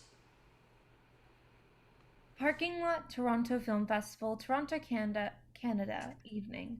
Mekenna sits on the ground in the parking lot with a cigarette in her mouth. Bad habit. Did Laura make you come? I would have come anyway. I'm still pissed at you. I know. I'm a loser. I'm not one of these good people who do this for the art. I talk like a pretentious film prick. I'm just here for the fame and money. Do you have a point, or are you just going to go rambling on trying to make me feel sorry for you? Come with me. Nick, what the fuck are you talking about? To Disney. They're looking for a co-star, like, for this contract. Not a love interest. Someone to be my co-babysitter in crime or whatever. I told my agent over there that she'd be good for it. You want me to go be a Disney star with you? I do. Come on, Nick. I'm going to make more movies with Laura. I can't sign a 3-picture contract. Oh, come on. You'll have time. We both know that's not true. Look, Laura's great, but she's still in Laura world where everyone is an idealist like her. I really wish you guys can make your art house stuff together for the rest of your lives. But we both know that's impossible. I think she needs a dose of a reality. Maybe you guys should take a break. Nick, she's my best friend. This isn't about a contract. I can't just leave her out to dry. I don't want to be the guy who comes in and divides your friendship. But you know that she's stressed. She needs someone else. Are you talking about Cliff? They look cute together. Look, I'm tired, Nick. I just want to sit here right now. Sure, just think about it. I will. Maybe it doesn't matter what we do, what films are on our resumes. As long as we're together, whatever. I don't know. Nick, Yeah? Just sit here with me. Nick sits down next to Mekenna and she lays her head against his shoulder. Toronto Streetway, Toronto, Canada night. Cliff stands on a sidewalk of a street in a small urban complex as Laura emerges from around the corner. How did it go? All right, I guess. Warm response. I checked some reactions on Twitter. We're solid so far. We got the big four, I think. Picture, director, original screenplay, and actress for Mekenna. We won't do that much with the technical stuff, and Nick won't get nominated, but that's fine. We're in good shape. Have you talked to Damian? Briefly, he wants me to meet with everyone again after the nominations are announced. Prep is for the big night. I guess that's good, that he's optimistic. We don't have to get dinner if you don't want. Honestly, yeah. I think I'm just going to go back to my hotel and get a glass of wine for the evening. How's your screenplay? The new one? It's fine, I guess. Just a few scenes in. I'm not really sure exactly where I want to take it yet. I'm just waiting for inspiration, I guess. Did you write a role for Mekenna? I haven't really found one yet.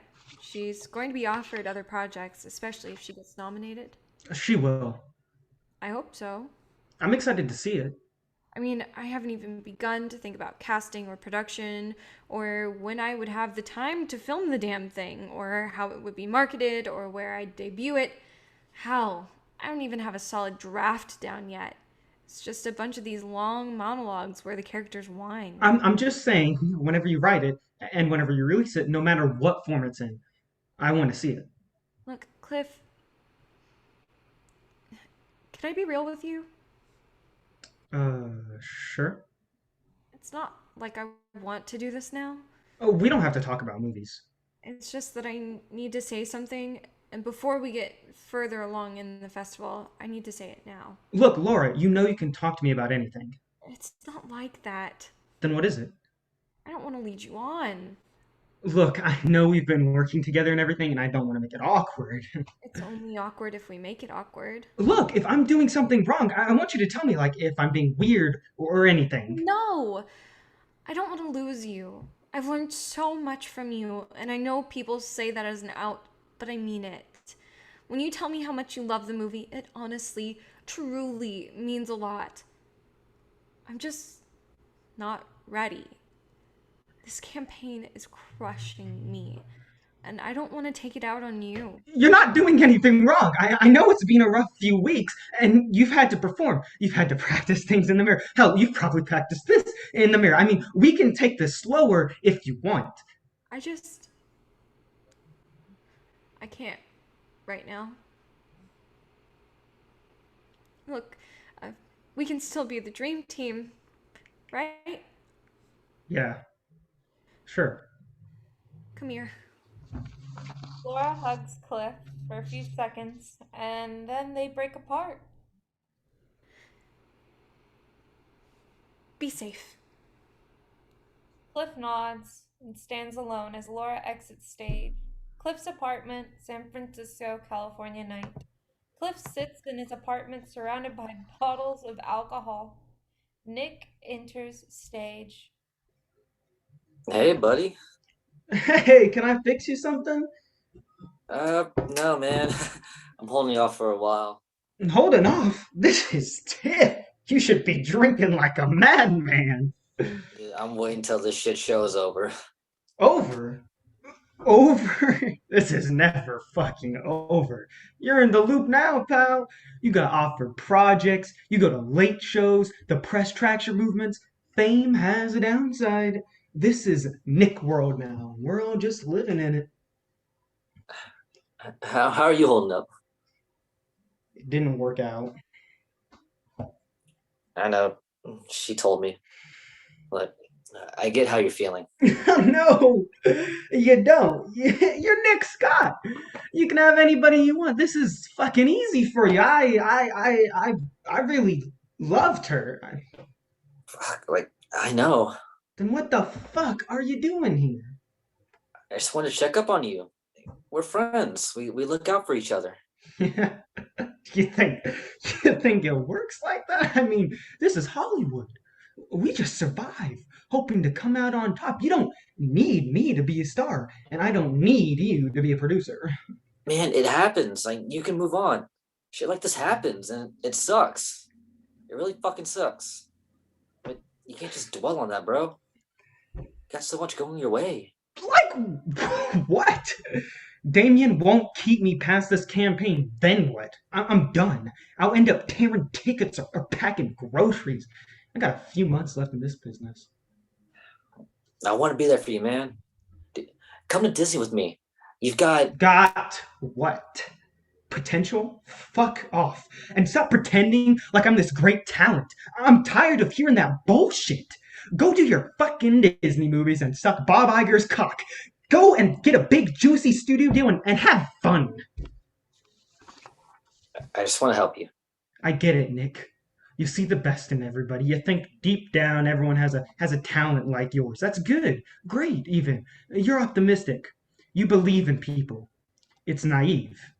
I guess I thought that made you stupid, but I think that's what separates you from all the other 99-cent Ryan Gosling wannabes that are scraping for roles. Believe in yourself, Nick. Just don't believe in me. Look, man, it's one thing to be depressed and everything, but it's I think this is where we shake hands, and I'll see you at the Oscars.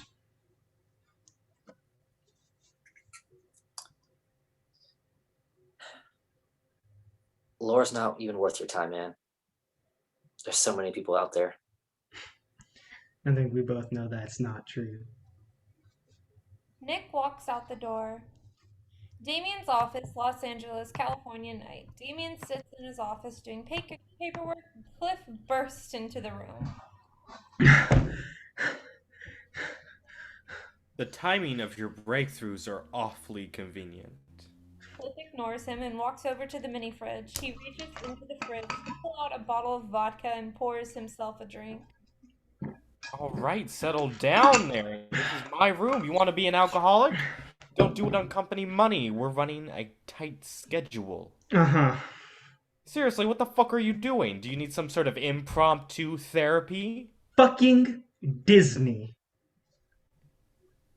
You're talking this Nick Scott fiasco? Actors sign on to other projects, you know. I'm not talking about Nick. I'm talking about the audience prize. What the hell are you talking about?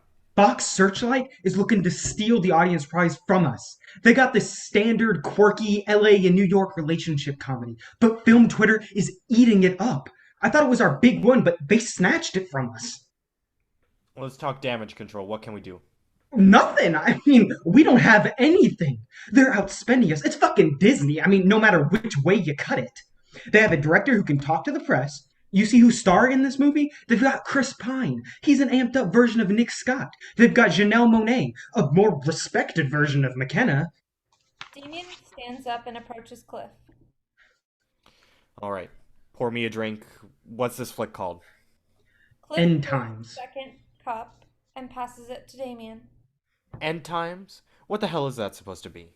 A better title than what we've got. I mean, It won't win Best Picture. There's no way. no, but it'll steal our thunder here. We've been around since January. We've got too much exposure. We're not the Discovery anymore. This thing is hot. It's got a director making a career best play. It's got likable stars who are adept at PR. It's a modern love story. We'll come off as a sturgid period piece. All the questions about era accuracy, we'll get hit with that, and they won't. Oh, and believe me, there will be comparison pieces. We are not going to survive this. We'll come off as the villain. We're too hip for the Green Book crowd, but we're too retrograde for the think pieces. You think we could survive in a late November field? They've got an expansive plan. Hit the top markets until they've reached the entire damn country by Christmas. They've got a narrative. It's based on a series of New York Times profiles or something. They come out in favor of journalism or something. I don't know. Everyone loves this movie. Everyone's grandmother will see this movie. We're just an also-ran.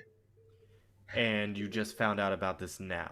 I briefed you! I sent a very detailed report to the board about all our potential competitors, and you didn't listen. I told you they don't want to listen to you. They know who's actually in charge. I'm tired of it! I've given everything for this campaign. I've given up everything. You just sit around acting like the whole thing was your idea. Do you know what it took to get here? Do you know how many people told me I was insane for betting on Laura? Maybe you were. So it's not about the movie, is it? What? The breakdown. You're coming to me because of the audience prize. I don't know what to do if you're not going to treat this like a serious threat. I've got to call Mekenna and Nick. We've got to fine-tune some talking points. Not now. What the fuck? I'm not having actors in my office at this hour. It's unprofessional. You care about professionalism The now? setting. What? Because you're drunk? Wait until the morning, I'm telling you. Fine. We'll just wait, won't we? We'll give the competition a head start because, good lord, they certainly needed it, didn't they? Then we'll watch as they get the most mentions. Suddenly, they got a series of endorsements who all take to social media to profuse their love for this hilarious and insightful film, which is certainly way more important and vital than our fucking girl of your dreams. Then the season continues. They corner the market on the critics list. We become the novelty. Because, I mean, for fuck's sake, this industry can only rally around one female director. Then it's December. They've got the breakout box office hit. We're hitting our per theater average goals, but we're not making headlines. We're certainly not going to playing in the large AMC malls and Motown Cinemarks that only play tent poles like the latest Mark Wahlberg vanity project or the fifth Superman remake. We're going to be buried by Christmas. Then we begin where we started, at the Globes. And maybe we're the surprise miss. But if getting snubbed isn't an outrage, do you think anyone will care anymore? Do you think it'll matter, Oscar morning, if we were the biggest Sundance deal of the year? Do you think your goddamn professionalism is worth giving them another night's head start? You're willing to try and convince me that you're being frantic because of this film. I think you forgot that I created a space for you to work and fulfill your function, but that wasn't enough for you, was it? When I met you all you knew about LA was In-N-Out Burger and the Beach Boys. I'm the only friend you got. These film people aren't here to be nice to you. They're here to reap you of your benefits. They certainly aren't going to remember you. This isn't about Laura? Of course it is. It's all about her. You loved her from the moment you met her. You couldn't even speak to her. If you thought this had a happy ending, you're just as stupid as she is. Fuck you! She'll respect you. Maybe she felt sorry, but you're nothing more than a means to an end. That's the way they are. Stop pretending like you know her. She's a loose cannon who has tricked you into thinking she mattered. She's as self-serving as the rest of them. Dumping you is the only smart thing she's ever done. Cliff drunkenly stumbles towards Damian but falls. I didn't want you to get close to her. It wasn't supposed to be this way. You had one job. Find the narrative. What did you do? All you have ever done is your cynicism. You haven't even seen the damn movie. I've got the screener link. Walks over to the Maybe I should television check set this. and turns it on.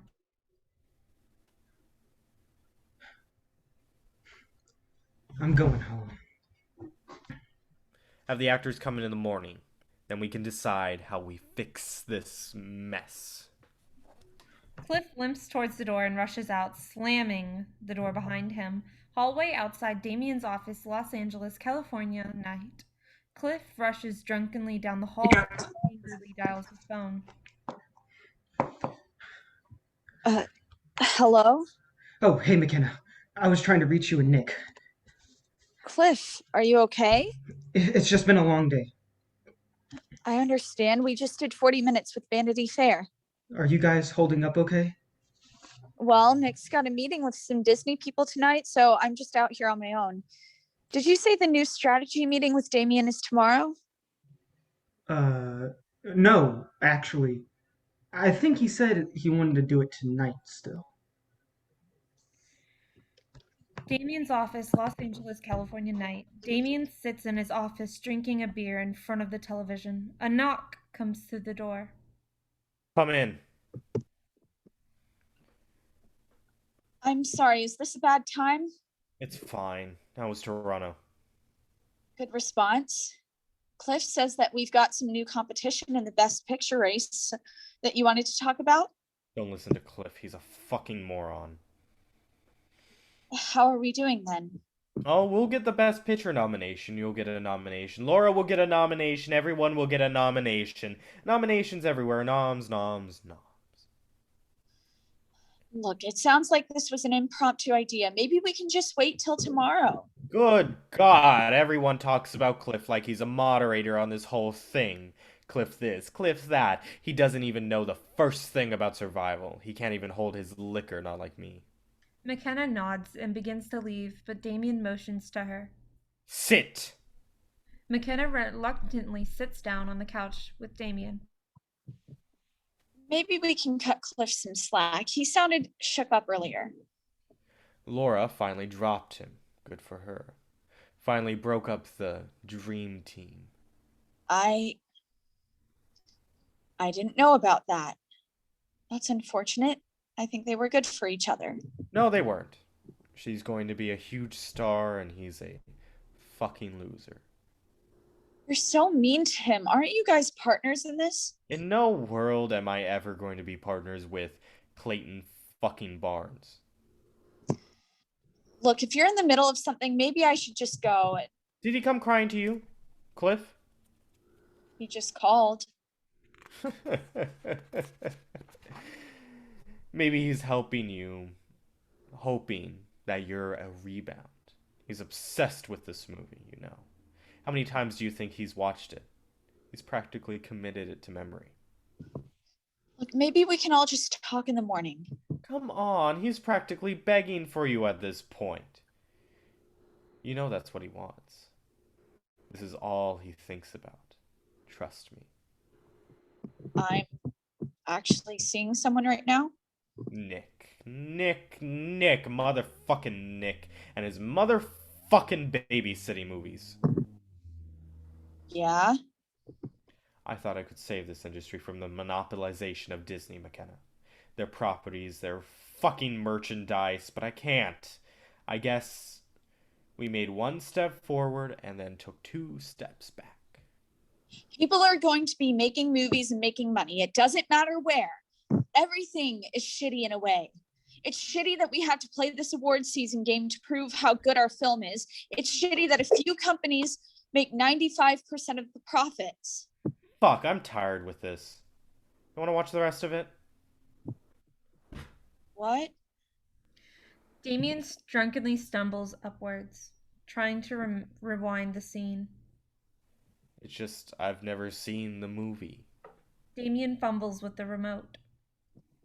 Damn thing, I've never used it. It just keeps going back to the same scene. Mekenna nods uncomfortably and moves away from Damian towards the door. Hey, you'll be here in the morning, right? Mekenna slams the door behind her. California Streetway, Los Angeles, California night. Laura walks through the streetway. Her phone buzzes. She answers it. Hello? Laura? Yeah, sorry. I was in a meeting. I'm sorry about Cliff. I don't really want to talk about it right now. I understand. It's fine. That's not what you called to talk about, right? Because I'm fine. Really. No, that's not what I wanted to talk about. Well, what's up? It's nothing, I guess. No, you don't sound so good. Tell me, it's not Nick, is it? No, Nick is great. Okay, so now I definitely know you're out of it. Tell me what's going on. I talked with Damian. Look, don't worry about the stupid people's choice thing or whatever. We'll find a way around it. We didn't talk about the race. What? What do you mean? Well, he invited me over. I guess I thought... I don't know. Wait, talk to me, Mekenna. What happened? Look, honestly, it's not a big deal. I'm tired and I just... Mekenna, talk to me. What happened? Look, I really should go. Hang on. Stay where you are. I'm coming. Mekenna's apartment, San Francisco, California night. Laura enters Mekenna's apartment. Mekenna is lying on the bed with Nick. Mekenna gets up to hug Laura. Mekenna, what happened? Honestly, it's nothing. He tried to make a pass at her. I'll fucking kill him. Nick, calm down. But he Nick! was going after... Okay. What's going on? He's over dramatizing things. He always does this. Honestly, is it time to, talk No, about this? it's not the time for you to be saying fucking anything. Why don't you just let the adults in the room have the conversation? So you admit we need to have a conversation? I admit? I didn't mean it like that.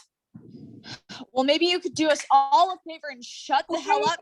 Okay, let's just talk without shouting. This isn't a set. Well, I don't want to keep shouting, okay? Nick? He's fine. He can stay. I can make him leave if you want. Seriously, it's fine. I want him to stay. Sure. Nick stays. Now talk to me. You're not under any pressure. I didn't say that I was under any pressure. Just walk me through everything. Just take your time. It's not that. I don't know what you want me to say, Laura. You don't have to say anything. It's okay. I want to talk. Okay. Whenever you're ready. Are you just directing me, or are you... Mekenna, I care. Please, please, just let me help. Okay. And yes, I get it, but I just hate being on the spot. Contrary to popular belief, I don't want to be the center, the star. It's just you and me. The goofball over there. Sure. Hey, I'm more than a goof.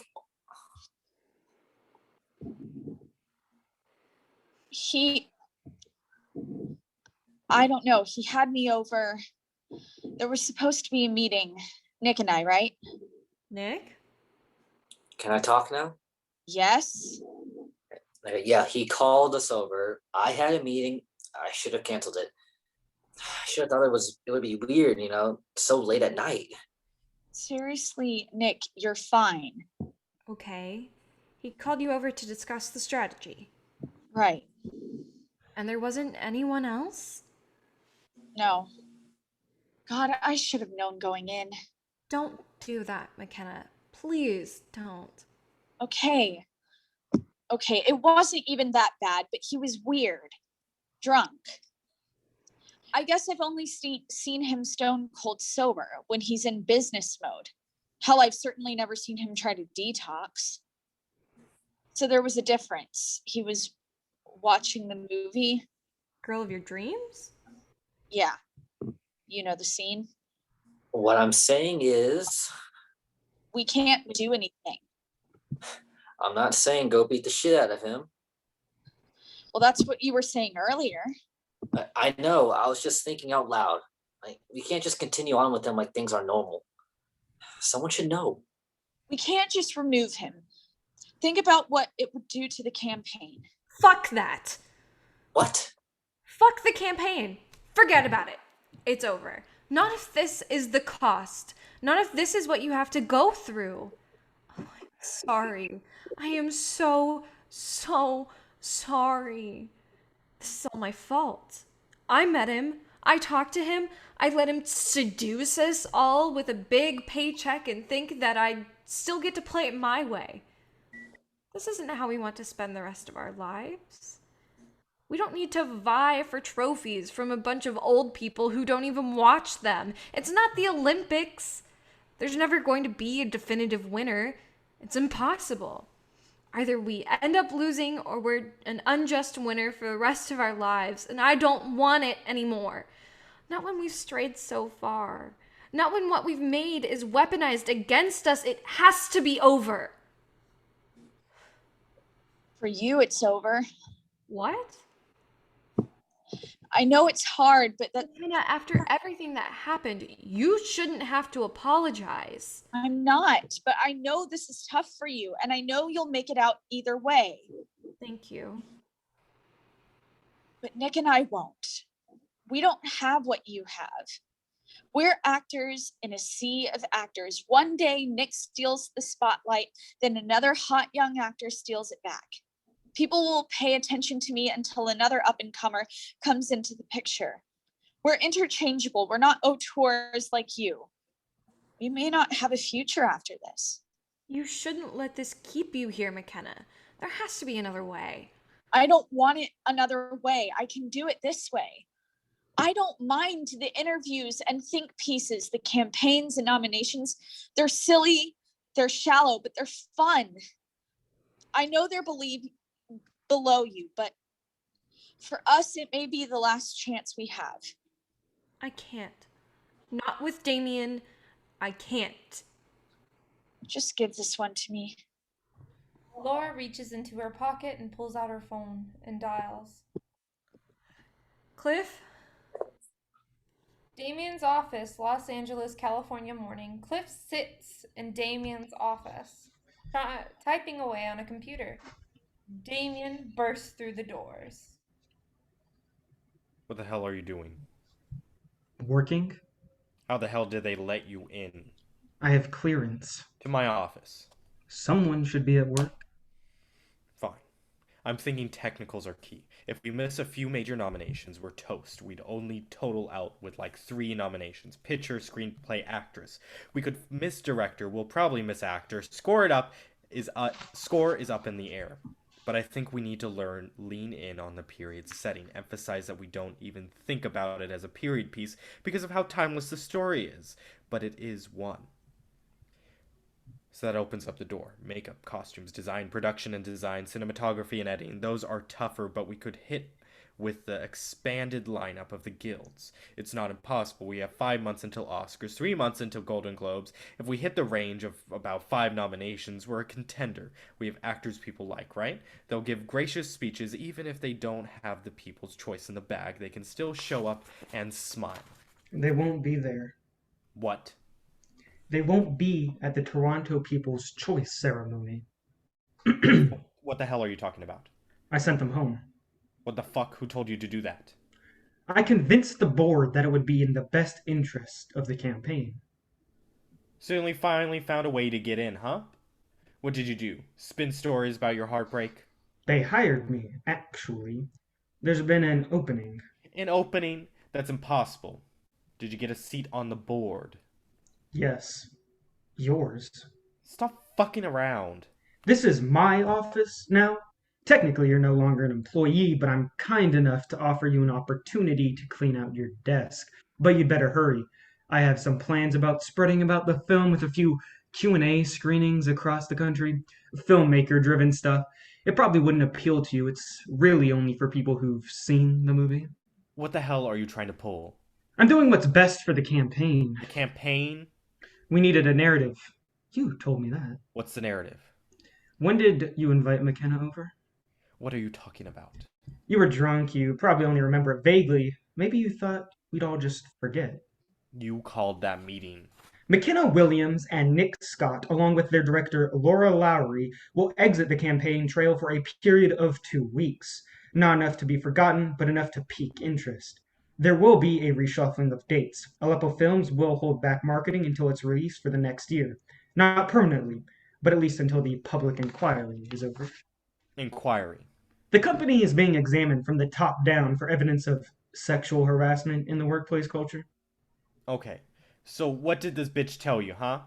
Back when I got started, things were much worse. Hollywood has a very short memory. So you're coming for me. I can't control your behavior. You told her to come over. You baited me. I think that says more about you than it does about me. So then what's this about? Vengeance? You're gonna use this as a way to move up? Moving up isn't the point. It's about the narrative. What narrative? She won't go public. Not on her own, at least, but there will be whispers, followed by news reports. Things get blown up. She won't be able to get away from it. None of them will. Especially once we start doing the screening series. So what is it? A talking point? No. It's how we win. You didn't think I had a strategy, did you? What's your talking point? That there's creeps out there? That it's a transitional phase. That the old guard are falling down. That's what Girl of Your Dreams is about. The end of an era. It doesn't take a genius to link the two. It's a pretty easy acceptance speech to give. I've already written it. You can't do this, not without evidence. We don't need evidence. You think you'll go to jail? No, you'll bounce back like any other creep. It's not about that.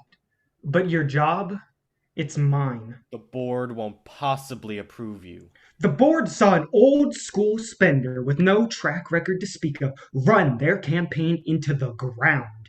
The least they could do is ask for someone to salvage it. Luckily for them, I'm doing more than that. I'm going to win. I'll contest this. I'll fight you. You can try, but in the court of public opinion, you're never going to be a movie star. They aren't movie stars. I'll make them movie stars. You can't do that. I can, and I don't have you holding me back anymore. You'll be doing the same thing as me. But I will be good at it. I'll win. You will never go to the Oscars. You needed to take that away from me, huh? You would have left me out to dry. I saw an opportunity. You're just the casualty. You know that. I laid the groundwork. Stop acting nostalgic. I mean, things were always going to change. Denying your dreams of becoming an Oscar-winning producer wasn't my goal, but you sure didn't make a case for me to pity you. So I will be at the Oscars.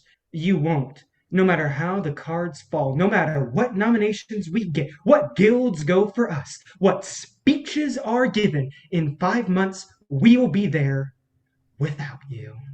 Maybe you think this is what you want. I know it isn't, though. You can make her a star, you can win her an Oscar, you can build her a campaign, but she'll never love you. Get out of my office. 5 months later, lobby, Dolby Theater, Academy Awards, Los Angeles, California, night.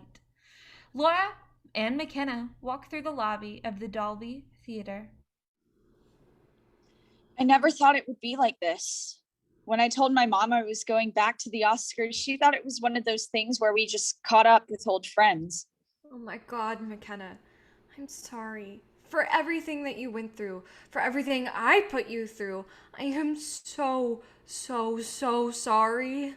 It's fine. I'm fine. We're all good. I don't want to be here. I never should have sold this movie to him. I should have listened to you. God, I can't believe how fucking stupid I've been.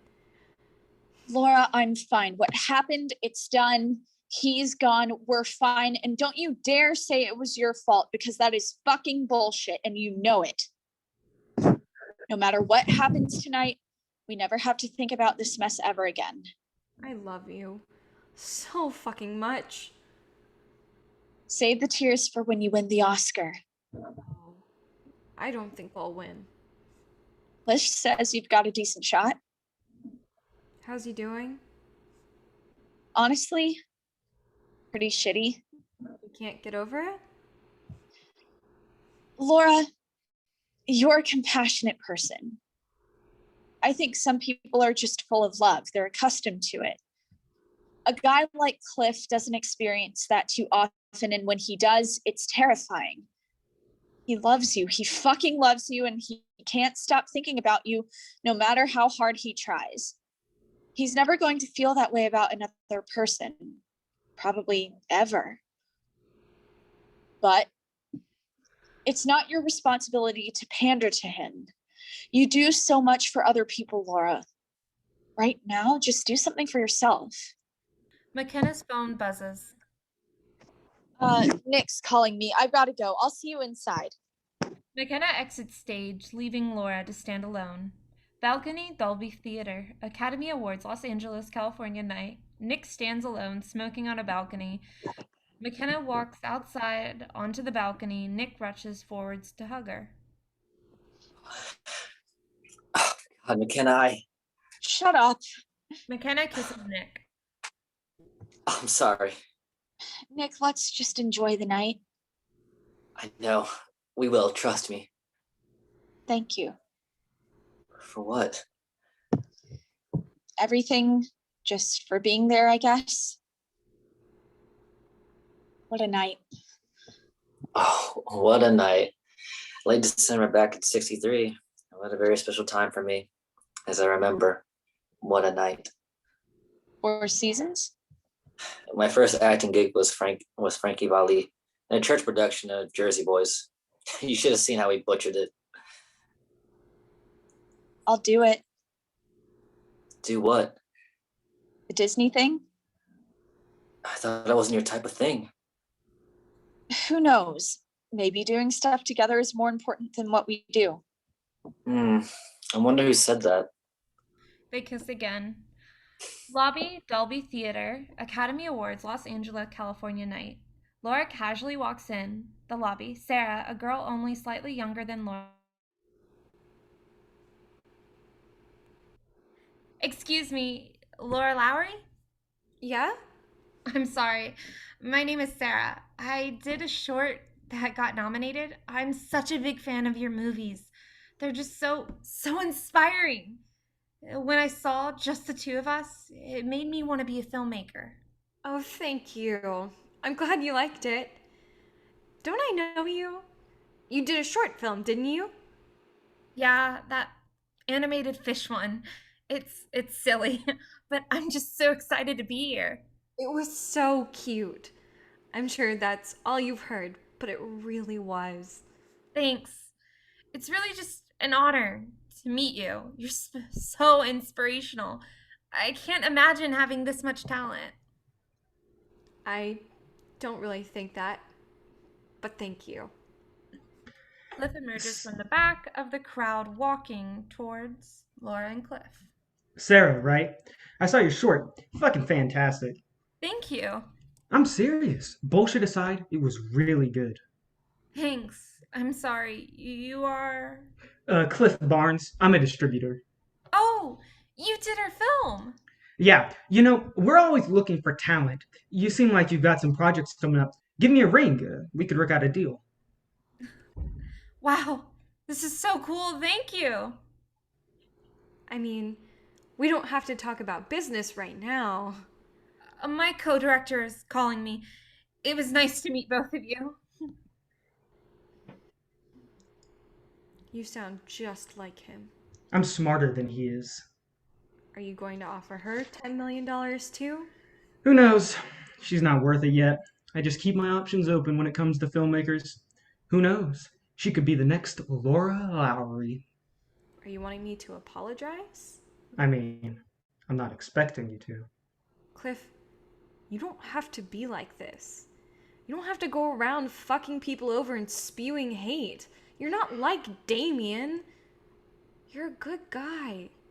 No, I'm not. Laura, you fucking broke my heart. So believe it or not, I could care less whatever advice you're trying to give me. I don't need to be a better person. You think that just because we're not together anymore, that you're just going to give up? I have been a nice guy all of my life, and look where that got me. You should go find your seat. Am I going to win tonight? Maybe. Who knows? I like that Nixon film. Very funny. That movie had no marketing, no director nom either. Why should I be worried about that? Because it's much better than yours. Dolby Theater Academy Awards, Los Angeles, California night. Laura sits next to Mekenna and Nick in the crowd at the Academy Awards. A presenter walks on stage.